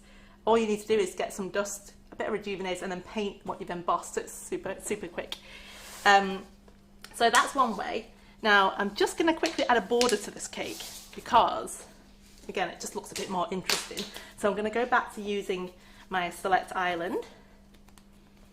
I'm just going to roll a long strip. So again, if you've got the PME cake set, you know, all the tools, there's a wheelie tool in that set, which is also, it doubles as a knife. So you can use that if you'd like to cut your strip. But again, I've got my little flexi smoother which does the job too. Either tool is good, or you can use a knife if you want. I'm just not going to use a knife on this board, so I'm going to do it without. Now, the length of this board actually is perfect for an 8-inch cake, because if you stretch it right to the end, what you'll find is that is the length that will go around an 8-inch cake. So it's a good ruler just to kind of measure stuff out. So I'm doing this where it's quite thin, because I'm just giving it a bit of a border, a bit like what we've done with the buttercream cake earlier. So I'm just going to cut a base. That doesn't have to be super straight, that's my base. And then I'm just going to cut another one across there. That's good for me. I've got another one to work with as well. So just if I want to just taper one end, I'm just going to take my rolling pin and kind of go off, on and off like this. That just thins out the edge so it doesn't look too bulky. You can see a bit of frill there, so it looks a little bit more delicate. And then I'm simply going to wrap this round the base of this cake. So I'm going to bring this back to the front. Hopefully you can see this. Going to lift this up. So again, because it's a non-slip mat, that just peels off. So that's great. Now I'm going to just get a bit of water with a big brush and just sweep round where I want this strip to go. And that way you've got contact at all points, you see. Now again, as I say, your cake, if it's been in the fridge, it might be a bit tacky. This one's actually fine, but if you put it in for a long time, obviously, and it's really warm in your room and it's really cold in the fridge, you will get condensation coming through. If that ever happens, all you need to do is don't touch it, let it come to room temperature, and then it will just evaporate. So don't panic if you see that happening. Now I'm just going to wrap this round. So start at the bottom, make sure it does hit the bottom, and then I'm just going to wrap it all the way around my cake. Fingers crossed me guys, it should go all the way around. Now it's got a good stretch, as I say, and yay, it goes all the way around. So I've got extra now, because I've kind of gently pulled it. So any extra you can just trim off with a knife, or you could just go around a second time if you wanted to. So I'm going to take that off there like that, and then join my piece with my Dresden tool. So just going to brush it to kind of seal that seam. And then you can, if you want, go around with your smoother again, but it's pretty neat round there. So just with my paddle brush, I'm just going to go and sweep that out. Again, this is just to give it some interest, really, so it doesn't look boring. And you just sweep it out. Your paddle brush is nice and thin, and it should be clean because you've only used water. There we go. And if you added another one, obviously that makes it look even more interesting. So if I've got time, I'll do that at the end. But I want to focus on the top now because we want to give it some decor. So, as it's Christmas, let's make some Christmas trees. So, how much time have we got actually? We've got 45 minutes. Loads of time. We're good, we're good. And a few people in here saying they love the way you take. So you see, they understand. Oh, thank you very much. You make it seem so simple, and you're such a professional. Oh, thank you. It's nice to know that my clients are paying for something then. No, but I've been doing this for 7 years now. So 7 years professionally, and we've opened up a shop this year. So if you're ever in Liverpool, come pay me a visit. We just have, it's just me working in there at the moment, with my mum occasionally coming to help to do a spot of washing up here and there. But I'm very protective of my cake, so I do like to provide that service for all my clients, and they always, you know, you're giving them everything that you'd like for yourself. It's really important. So treat every cake you make like you're making it for your best friend or whoever, you know, that person that's extra special. And it's never a chore, as I say. The only thing you might struggle with is pricing, but that will come. Just don't underestimate how good you are or what you're capable of doing, because I think a lot of people have that knockback. They think, oh, I'm not good enough to charge this much. You absolutely are, especially if you're learning in the hub here. You're going to pick up so much tricks and stuff that we as the professionals are giving you. You'll be a pro like us in no time. So all I've got here is some Renshaw Emerald Green. I've added some Tylo into it so it's a bit more solid. Well, not solid, but it's not as squishy. And then I'm going to roll it into a ball. If you cup your hands, you'll get a better ball. Just because your hands, if they're flat, if I do this, you'll get this weird kind of flat top shape. So if you cup your hands, that's what it looks like if you have your hands flat. If you cup your hands like this, you're going to have a nice round ball. So anyone making snowmen, that's your little tip for the day, okay? So that's a little ball, it's a lot rounder. Now, I'm actually making a Christmas tree. So I'm going to pop that on the table. Then I'm going to put my hands together to form the cone, and I'm going to twist. And if I keep twisting, the sugar paste comes down to the bottom of your palm here. And if you keep twisting it, give it a little rub and twist it and go around, you'll create a cone shape like this. Okay? So that's how we want to start. And you can make your cone as long as you like, or as short as you like. So there's our little cone. So then some people might just settle for that. They want to, you might want to just give it a little brush of water, add some sprinkles, and you've got a nice little contemporary tree. If not, I'm going to give mine some actual, what they called? Leaf, spiky things, what they called? Needles. That's the one. I'm looking at you blank and thinking, I got blank then, I forgot what it's called. So I'm going to show you, this is a perfect camera angle there, Simon, thank you. So all I'm going to do is take my scissors. Now if you like these scissors, these are mine, they were gifted to me a few years ago by Carol. And I believe that she does have some similar on the website. It might not, I don't know if it's got the unicorn, but there's some lovely ones. Hummingbirds and everything. Yeah, they're just gorgeous. So what you want to do is take your scissors and just snip the edge so you've got a needle there, okay? So when you do it, you want to be able to swivel your little tree, and you're just working your way round. I'm sorry if you're going to get motion sickness when I swivel this as well, but all I'm doing is snipping all the way. And the idea is that you naturally form another little bit that you know to snip. And you just keep going all the way around until you get to the bottom. So keep going. And when you cut it, it naturally kind of sticks out, they come out. If you use curved scissors, they do it too, but these are straight scissors and they still do the job. These are nice and sharp, so just be careful when you use them. Oh, I forgot to say hello to my children. I don't even know if they're still up, but hello Stephanie, hello Lizzie. Sorry, I got too into this and I forgot to say hello.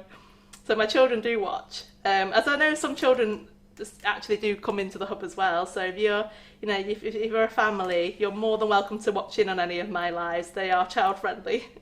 I always have it in mind that my children are watching. So snip snip all the way around. This might be a nice little project to do as a family actually. If you start making a little Christmas scenery, everyone can do a tree. So we're going to keep going, we're almost there.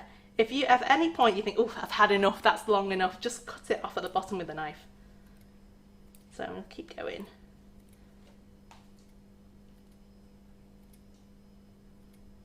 You can get these mini perels, which are like tiny, tiny sprinkles. And if you just give this a quick spritz with water and then you just go to town and sprinkle it with those perels, you can literally decorate a tree. And Karen's off again, are you going to find me some perels? Well, some that Claire... she said, couldn't she? Claire coloured some. Oh, great.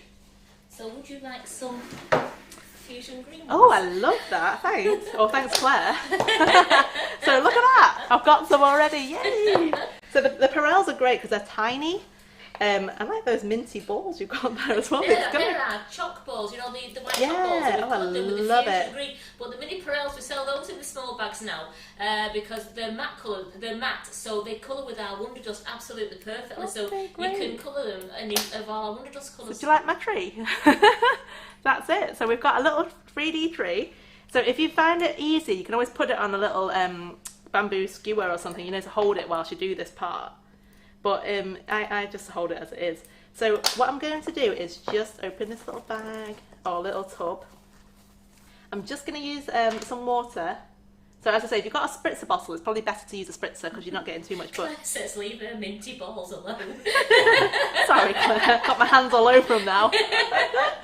So here we go, we're just going to brush very gently because I don't want to push these down too much. But we just want a tiny bit of water on there so they are going to stick. Right. And then I'm just going to take these and give it a little sprinkle here and there, and we're going to pray that some of them stick. As I say, if you use a spritzer bottle, you're going to get more of the leaves wet, but it's a nice little way to decorate. Lovely, so see, look at that. ta-da! So that's one way to decorate your tree. Or another way, I'm just going to add a couple more at the top. There we go. It's That's really, good. effective, that. And then you can always add a little star on the top if you want to. Again, any sugar decorations you make, if it's going to sit on top of something, make sure you give it time to dry. A tiny little star won't take long either, so you can do it, just at the start of the project before you do anything else. Right, I'll cover these up before I get told off. Or before worse, because I'm very clumsy, I'm going to drop it. I'm going to bring my cake back, if I can just reach. It's definitely cake, it's heavy. Right, I'm going to pop it back on our little stand so you can have a better look at this. Right, and then, again, if I just decide where I want to put this, where's the back of that cake? So when I mean the back, it's the bit where I join the thing, so that's like the messiest bit, so I don't want that on show.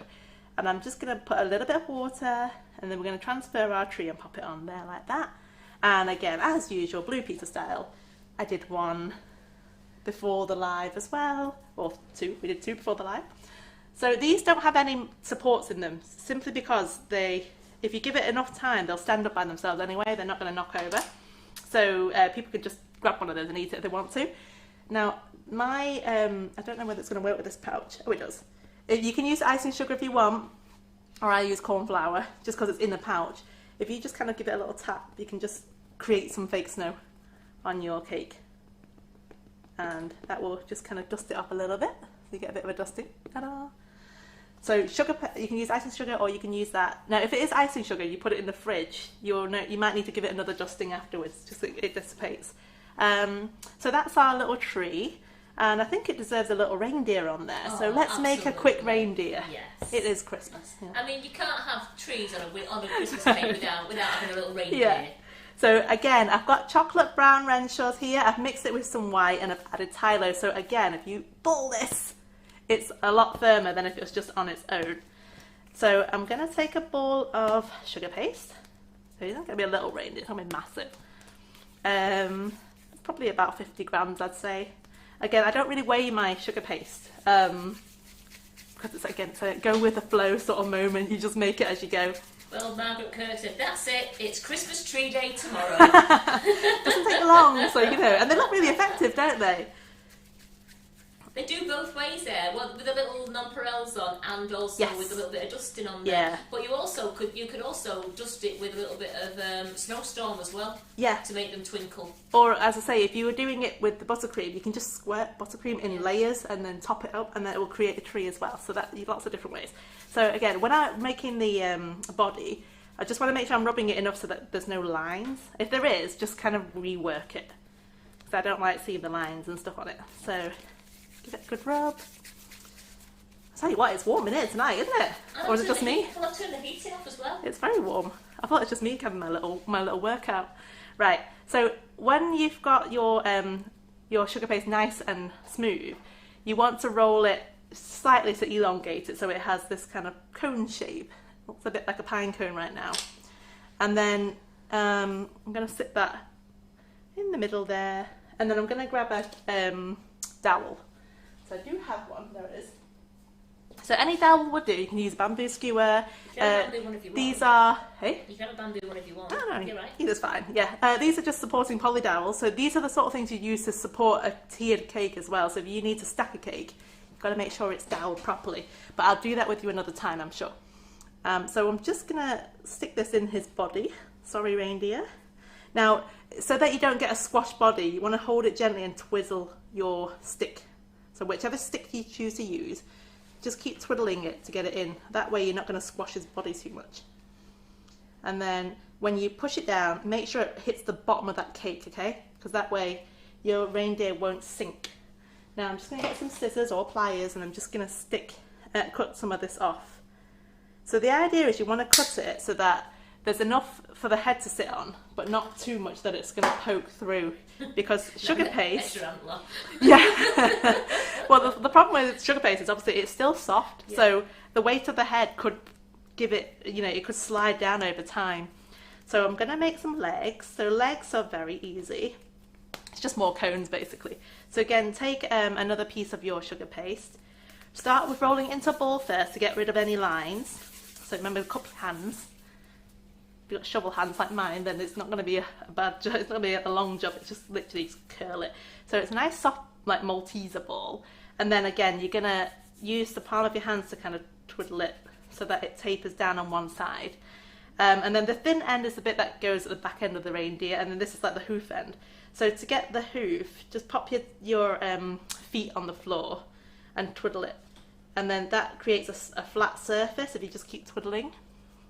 And then you have a flat surface like that, okay? So that's the bottom end of our feet.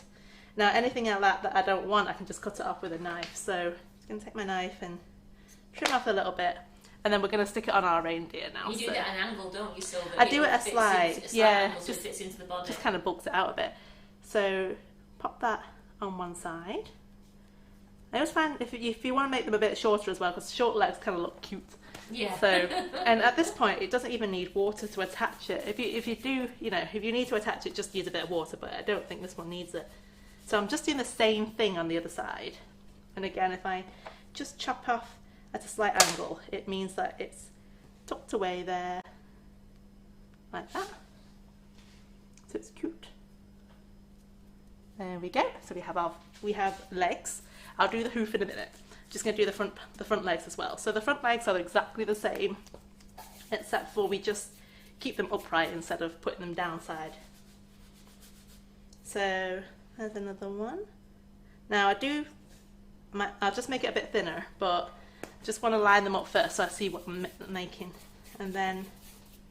Well, you've created more work for Sheila now. And Hubby said to her before, right, you finished baking now, making everything under this rainbow, I can get into the kitchen. Oh, but I bet back in there now. But I bet you say to her tomorrow, you think you've got some more bits. She went, yeah, some Christmas trees. You won't be in there long though, I promise. There's quite a few people want to make these Christmas trees tomorrow. Oh, well, if you do share them in the hub. I want to see them. We can share them on the main page. Yeah, you can actually. Yeah, encourage people to come to the hub. Absolutely. Yeah. So here we have, our little front legs. I'm sure they've got a proper name. Again, I'm not a vet, so I don't know the technical terms. But there we go. So it's up to you how you want to, make them. Some people like to make them more tapered at the top, and that's absolutely fine. I'm just going to make them like this. And then I want to add a bit of white to this colour because I want to make the hooves a different colour. So, and also his muzzle around his mouth is going to be a different colour, just to give a bit of contrast. So I'm going to add this in. And again, so the front legs are called the forelegs. Oh, forelegs, right. That makes sense. Thank you, Debbie. You'll come to know me and you'll come to realise I use a lot of made up words. So if I use a lot of arms and legs. I mean, my animals have arms. You've got the human characteristics in your words.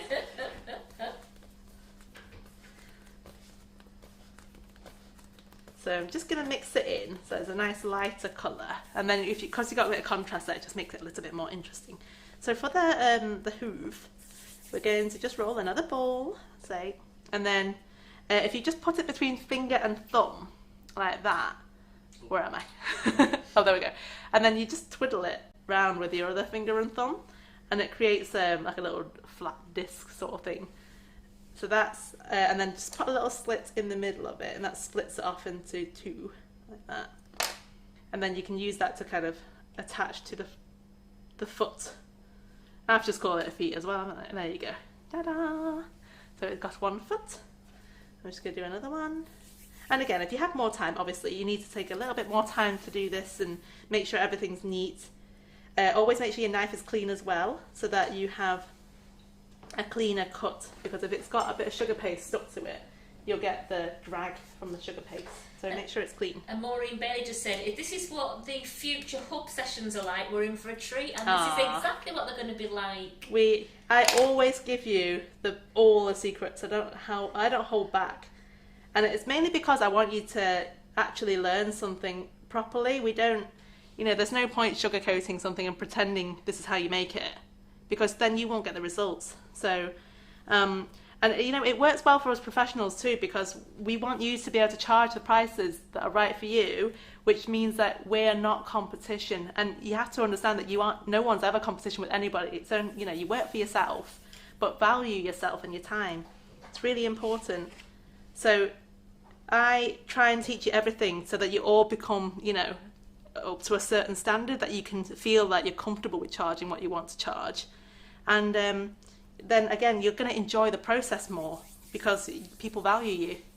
So for the front forelegs, I'm learning as I go as well. I'm trying to remember these terms. We're just going to pop these two little things at the front, the hoof, and then I'll draw the lines in this way, like that. So when we did the back layers, we had to do them first, but for the front layers, we're just going to pop them in that way, like that. And then he can have a little chest of hair at the front. I'm going to go for white, so a bit like a goatee, but on the chest, but chest hair.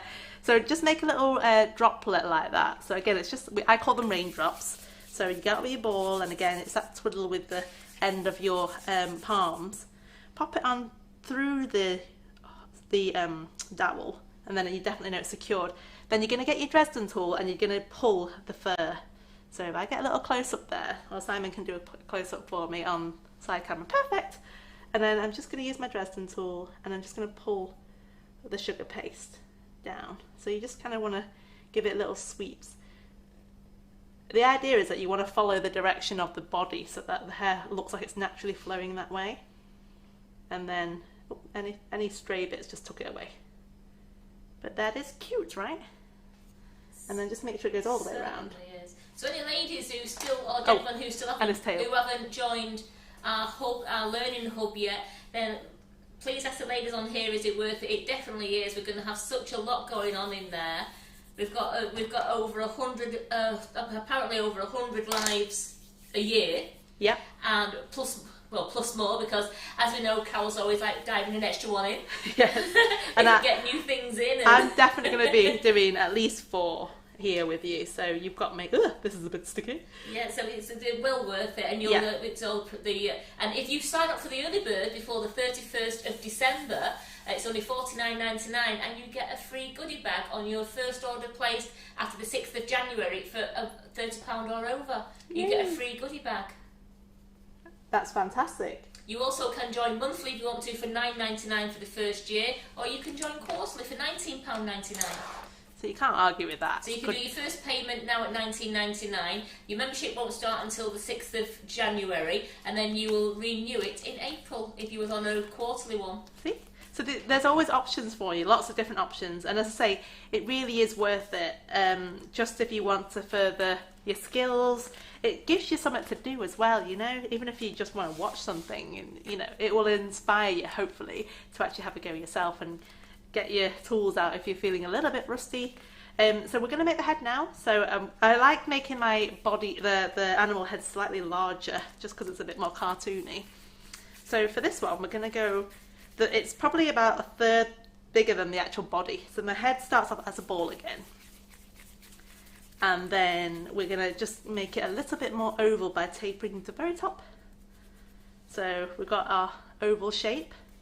And that goes straight onto the head, on that dowel there. So we have that. And then I'm going to give him a different colour muzzle, or the snout, or whatever you want to call it. So for that one, I've gone back to the same colour as the hoof, so it's all blended and it looks nice and uniform. And we're going to do this one slightly different. We're going to roll it into a sausage, and then if I just go back on the overhead there, Simon. Thank you. So make it into a little sausage, and then we're going to use our rolling pin just to flatten it slightly. I like them a little bit bulky because I like the fact that they look padded. And then choose your best side, obviously. And then what I do is just add a bit of water on the back. Not too much because you don't want it to slide. So any excess, just wipe it onto a clean towel. That's good. And then I'm going to pop that onto my head now. So you can decide any way you want to put it. I think they look better kind of halfway down the face, with about 1/3 of the face is covered by this chunky bit. So, and again, if you want to use your tools to kind of make sure everything sits in place, the Dresden tool is the most commonly used tool for most of our cake decorating. So all I'm doing is gently pressing it on just to make sure it's stuck to all sides. Because if you don't have it, if it's not stuck properly, you'll find that it'll slide off. So make sure I maneuver him. There we go. So for those people who are just wondering about the goodie bag with the Learning Hub, joining the Learning Hub, when you join the Learning Hub and it launches on January the 6th, if you've bought the early bird offer, which is $49.99 for the annual, $19.99 for the quarterly, or $9.99 for the month, and you place an order, the first order you place after January the 6th with goods over £30, then you will receive a free goodie bag, which is worth at least £15. So all I'm doing now is just getting my dressing tool and just making some nostrils. So there is a pokey end to this dressing tool. So just pop it in and give us a little, like you're doing a COVID test, just give it a bit of a swab. And then you'll have the little nostrils kind of poking out at the top. So he's got a bit of a 3D effect. We're very on point, and I'm covered here, Simon. He's having a little giggle in the background about my little COVID test. Yeah, is that not how you do yours? You're not doing it right. You're not doing it right. Right, let's give him a little smile, because we like, you might not see this, I don't know. When we pull the corners of the sugar paste up, it just helps to bring a bit of a smile. And then what I'm going to do is add a bit more of a lip to the bottom. Now, if I've got any pink, I might have some red floating around, so I would like to add a little tongue there, because I think it looks cute. So I'm just going to roll a little sausage, and it's got tapered edges, and that's just going to sit underneath like that, because that's his smile. And then you tuck the edges into the little groove that you've made, where his smile kind of connects. Make a little ding there with the Dresden tool, and then that all sits nicely. So I'm going to quickly find some red. Give me 1 second. There we go. I came prepared. Or you could use you can just dust some pink if you wanted, actually. That would also work. So again, I'm just going to use a little bit of sugar paste. So if you use the one that's got Tylo in it, it does make it a lot less sticky and it's easier to shape. So I'm just going to blend that in quickly. Can I just answer another question? Of course you can. Yes, if you are joining from Ireland, you can join from Ireland, you can join from all over the world. You must select the click and collect option to join the Learning Hub, but also if you are from outside the UK, then put in your full address, but where it says country, put UK. And it'll enable you to pay for it then, and that's if you're joining the Learning Hub, but make sure you also select click and collect. So I'm just going to stick this tongue inside his mouth. So the easiest way to do it is use your dressing tool to kind of pick it up with your tool like this, okay? So oh, where am I? There. So it's just sticking on. I've not used water, it's just kind of got enough tack on it. Pop it in the mouth and then you can just remove it. So if you push it in there, it'll stick. So it's got a little tongue there, that's cute. Now we're going to move on to the eyes. So for the eyes, if you've got a ball tool, use a ball tool, or you can use your thumbs. Just going to push some sockets in his eyes there. And then you can then add your eyeballs. So, actually I think I will find a tool. Where's your Behind kit? you. This one? There, down, bottom. There. Oh, there. I love the cupboards here, you get everything. So this is the PME tool caddy, which I should have got out at the beginning of the class, but sort of thought I'll get on with it and see what we can do. So one of these has got a ball on the end of it, I know that much. Let me just find it. That one will do. This is called a boning tool, but it does the same thing. Oh, no, got a ball. Nope, that's not a ball. Right, let me tip it out. I'm sure one of these got a ball on the end. Can't see it. I've had a few tutors looking in there, so I'm going to... Oh, don't worry. I think someone's taking one out. Don't worry about it. We'll use this one. So all I'm doing is creating a socket, basically, because when you make eyes, what a lot of people do is they just plop the white on top of the actual sugar paste, and they look like they're sticking out a bit too much. So if you get your tool, any kind of ball tool, and just make a deeper groove inside there, then it gives them somewhere to sit. Okay, so just gonna spin around that way. So if you want to just use like black pearls, you can stick those in, and then they're nice and easy for those who aren't as dexterous. Or we're gonna, like what I'm gonna do is actually make eyeballs. So make sure there's enough space. Oh, where you position your eyes is really important, and I do cover that in one of the classes when we do your body and limbs class. So we go into further detail about the best way to position them. And you want to make the ball slightly smaller than the actual socket so that it can sit inside it. And your other class, the facial expressions, was brilliant. Oh, that's the one. Facial expressions. Yeah. So it comes in two parts, that class. It's the body and limbs, and then it's the facial expressions, which covers all these parts. So there's your eyeballs. And then if you do it again and just pop another hole in the centre there, then you can start putting your other bits in. The love in this. What's it called? Pupil. Jane's saying you're making things come to life. Oh, thank you. So I'm just going to do brown for this one, but I'm actually going to paint it afterwards with the Wonder Dust again, because I think it'll give a bit more contrast to the colour. So again, make them smaller, but it should sit inside that hole and it should be flush. So it shouldn't stick out any more than that hole that you've made. And then finally, I'm going to do one more, and that's going to be black. So I'm going to grab a black. Geraldine's laughing. She says, no, facial expression. She knows it as the box of heads. Oh, box of heads, yes it is, yes. Come on, box of heads. Oh, that's a great little angle of my little reindeer, cute.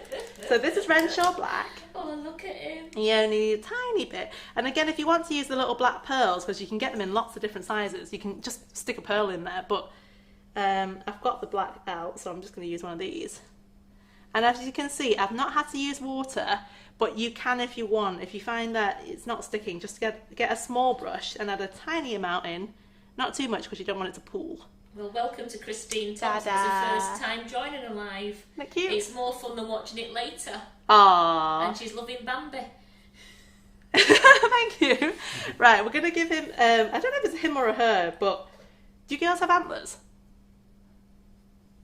Yes. All right, well, it can be, it's a he, she, we don't know what it is. Yeah. So I'm just going to give it some eyelashes, so again, or eyeliner. So you just want to make a very thin sausage of sugar paste. And I use my tool to kind of help to sit it on. So rather than me manhandling it, oops, she says I'm going to have to manhandle it, it's stuck to the tool. So the idea is if you, or use a thin brush actually, a brush might be better. Let me get my brush, that one's good. So That's what it is, really. It is. If it's a reindeer. Yes. Well, it is a reindeer, yeah. Reindeer. What did I say? Deer and reindeer. Do they both have antlers, don't they? Well, the stag's doing a deer. Yes, I think that's what I was trying to get at. So if you use a brush or your tools, you kind of want to help sit them on, and then you can manoeuvre the sugar paste with the flicking of your tools like that. So giving it a bit of eyeliner, as I call it, just helps make your model a bit more interesting. Again, it's these little details that don't take long to do, but they do make a difference with your final product. So again, whoops, use your tools to flick like this. See, if you use your brushes, it's something that you can't, your fingers might not be able to do it, so using your brushes can help. And if you want to give it an extra lash, then you can do. So, ooh, I've made it squiffy. That'll do. Yep, that'll do. So yeah, you can just kind of have a little dabble with that. So I'm just going to quickly get that blue again, because I really like that blue. So again, remember this is the Wonder Dust. You're loving that shimmering blue. I do, I really like this one. So you can use Rejuvenator or you can use water, just because of time. I'm just going to get a bit of water. I'm working in the pot as well, because it evaporates anyway, and it means you're not wasting the stuff, it goes back in the pot. So just get a bit on my brush. I'm just going to go around the inner the iris there. Is that the iris? The coloured bit? Yes. Suddenly I've lost Yes, the... it is. I don't remember any Your pupils are the black science. bit and your That's iris right. is the coloured bit, yes. So, thank you. So I'm just going to go around and paint that inside bit. You can go all the way around if you want. I just think it adds a bit of shimmer to it. And then finally you're going to just add a bit of white as well, so that they're called light captures. So you can roll a tiny ball of sugar paste if you want, or you can just use a bit of white food colouring, which is what I'm doing. So food colouring you can get any kind, as long as it's white. You can get the paint, you can get the powder, but you just, as long as you make it into a liquid. And then just get a little brush. This is a 00 brush, so it's quite a small one. And I'm just going to make dots on the eye, between the pupil and like the corner. So your eye, they always follow the same direction. So that's all I need to do. You can always add a bit more white on the iris as well, actually. It just makes it pop a little bit more. Like that. So again, see, she looks more pretty now, doesn't she? So it's very simple. And then, oh, I forgot to say, let's make some ears. I'm just thinking, it's a bit bold on the top. Hard of earring there. Yeah. So for the ears, we're actually I call them leaves. So when we do ears, we roll our little raindrop again, like that. So we've got a raindrop. Pop it down on the table, and then I'm just going to use my rolling pin and give it a little squish. It's such a cheeky face coming to life. I know. So some people like to add an extra colour in their ears. So if you do, I've got some of that pink here. So just make another smaller raindrop if you want to do this. And again, it applies to all animals as well. If you're going to make other animals with this, this technique. Just going to check them on camera. Yeah, I'm okay. Simon is on it. So again, pop them in the middle and then give it another little press. And that sinks it in so that it's kind of set into that shape and it's not bulging.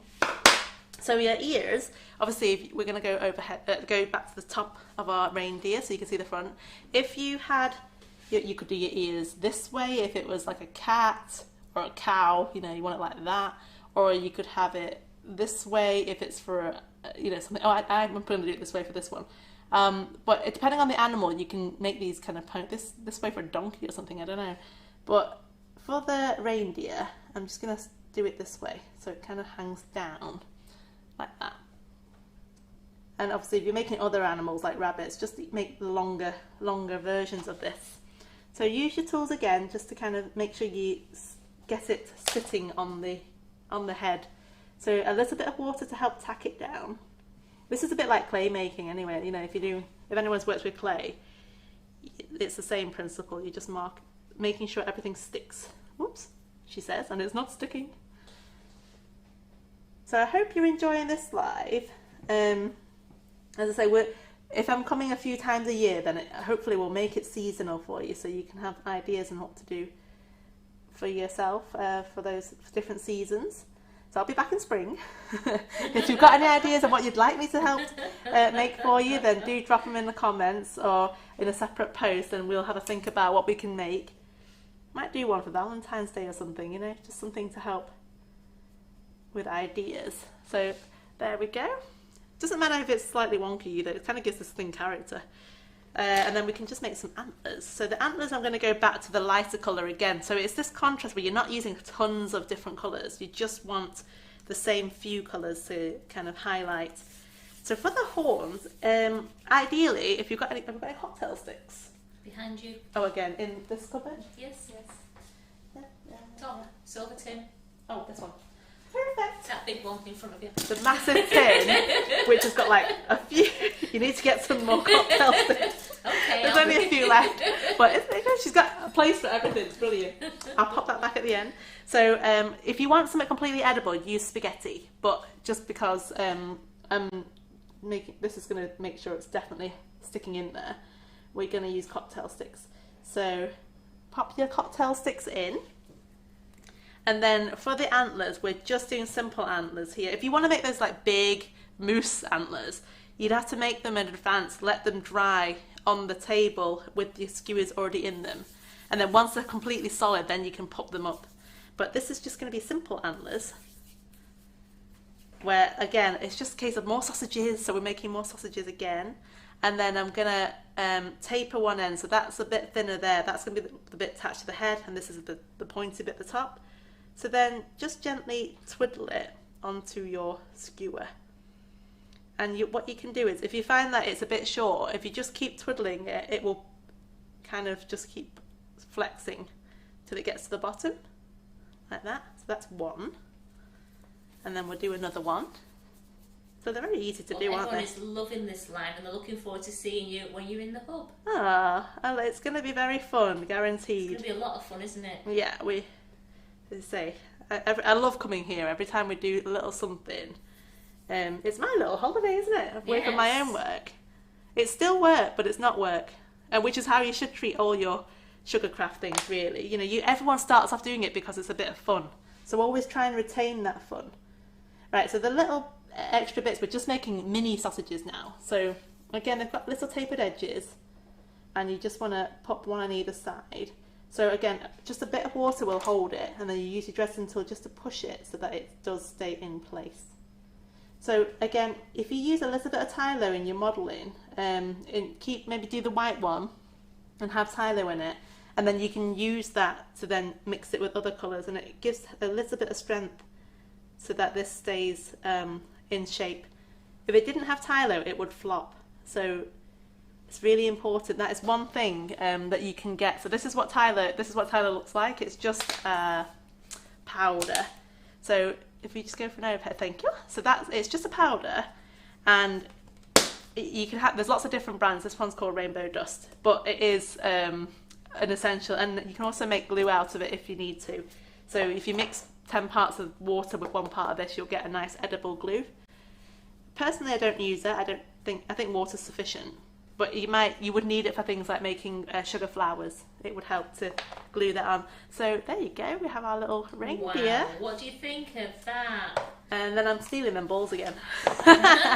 So just to finish off, just because I like the colour of this.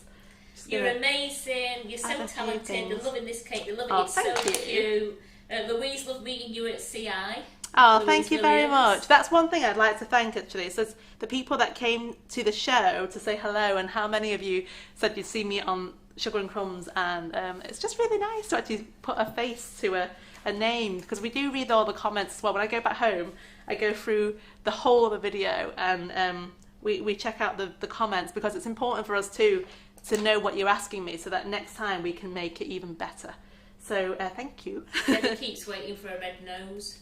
Oh, this one's not gonna have a red nose, unfortunately. But you can certainly adapt it. So if you don't do the nostrils, obviously you can just stick a little nose on the end there. But I'm loving this green. They're saying super cute. They're absolutely loving it. I have no idea where this cake is going. I think it's going to get donated to the care home down the road. Yes. Which it normally does anyway. So they love cake. Yeah, it's nice, isn't it? So with these they get placed somewhere. They do, and also Carol takes them also where Wallace is as well. She takes them to where Wallace is staying, so they love cake there as well. It's just nice that they're going to get these. They're going to get given a nice home. I've just realised I had a cake that I was going to bring to give to Carol. From my last live, it was the Bonnie Baby with the bears and balloons. I forgot to bring it, so I'm going to come back so that I can give her that to put in her warehouse, because it was a nice cake. It's been on display in my shop, but yeah, I think I'd like to give that a new home as well. So just to finish off, we're just going to add a few little sprinkles on top. These Perels, I say, it's just those extra little bit of detail, and then we've also fabulous life. Thank you so much. They can't wait to see you again next year. Oh, thank you. The cake is adorable. It's brilliant. They absolutely love the reindeer you've done. So this one is actually going to Wallace's care home. Lovely. Yes, absolutely brilliant. Thank you. They're gonna love that, aren't they? They absolutely love it. Just nice, like I say, a bit of festive fun. Yeah. And you guys at home can all, you can all do it. It's definitely achievable. The only thing stopping you is, yourself. So just give yourself a bit of time, but set yourself an afternoon or an evening, and just have a little play. And do remember, clean as you go. Make sure you just clean your tools as you go in, and it makes everything so much easier, and makes you more efficient as well. So any tips and tricks that you learned today, obviously you can have a go. If you ever need any help, just shout out in the hub, and if you tag me or something, then we can troubleshoot for you as well. I've had a great time. Oh, one thing, last thing. Fantastic, Gerry. Thank you. It's stunning, yes. One thing a professional should always do is ribbon. Both cakes are amazing. Well, right. Isn't that reindeer got a cute face? Absolutely.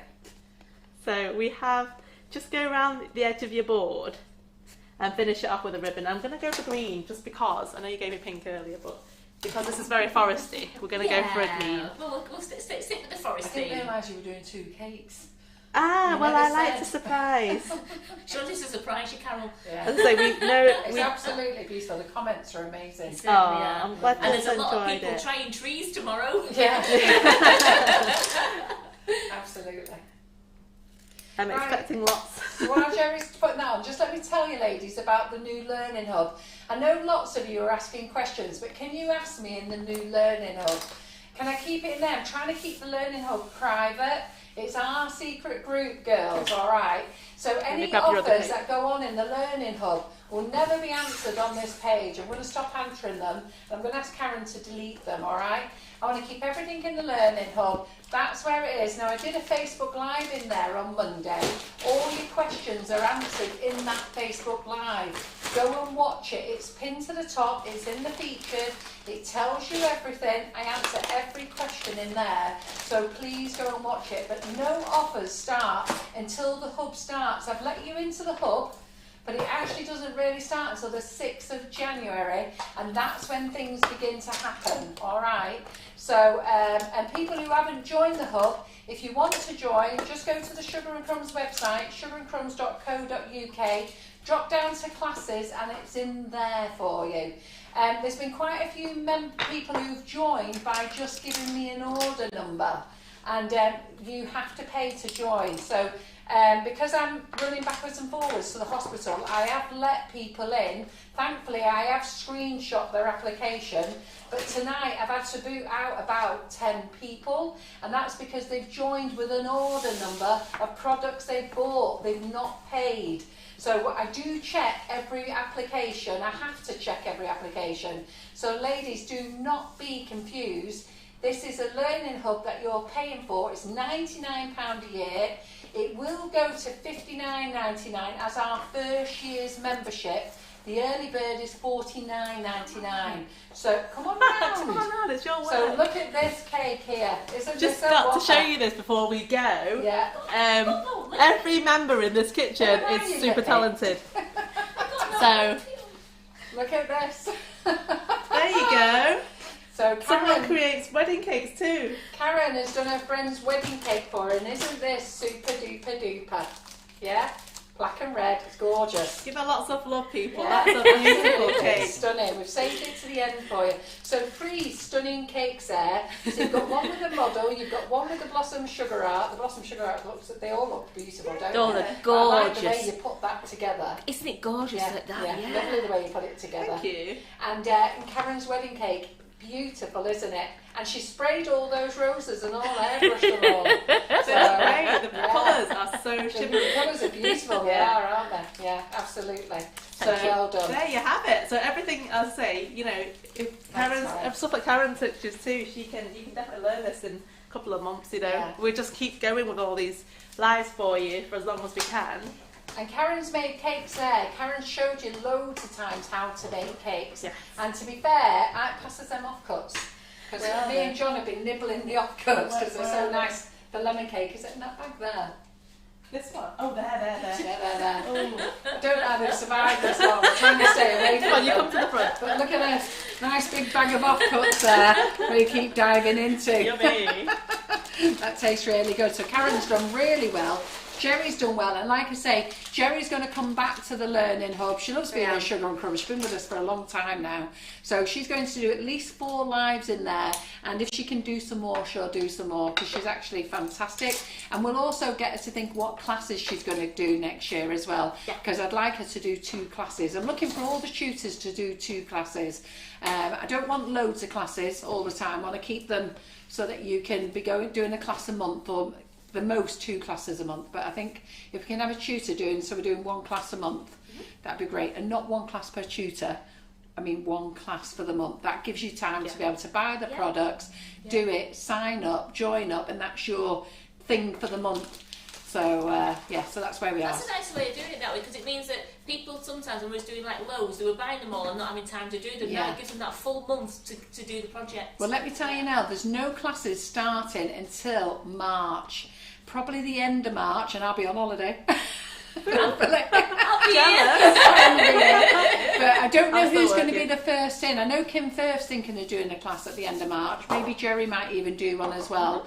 But that will be the first one. So if you've bought classes, you've got from now until the end of March to get them all done. Get them out, get them done. You're all going to be master cake decorators. You're going to be amazing. And Gerry's classes are brilliant. In fact, every tutor we've had in is brilliant.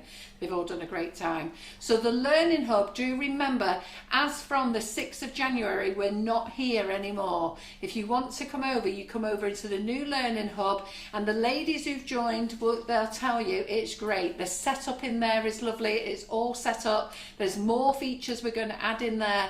You're going to love it. Even Gerry come in and said, she sent me a message. In fact, a few of the tutors sent me messages and said, well done, Carol. I like that layout. It looks really good. I love it. Yeah. It's just very easy to navigate around and find what you want. So Yeah, it's exactly. always done with you guys in mind. So, you know, we're just trying to make it better for everyone.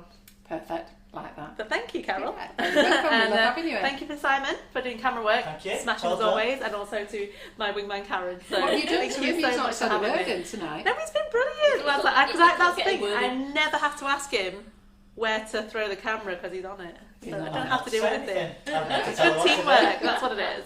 You just know. But yeah, it's been really fun. So thank you for having me, and I'll see you in the new year. Yeah, Can't we'll wait. see you then. Yay. Well, we're in tomorrow. So Laura's on tomorrow. Laura's going to show you how to make a roulade, and it's delicious.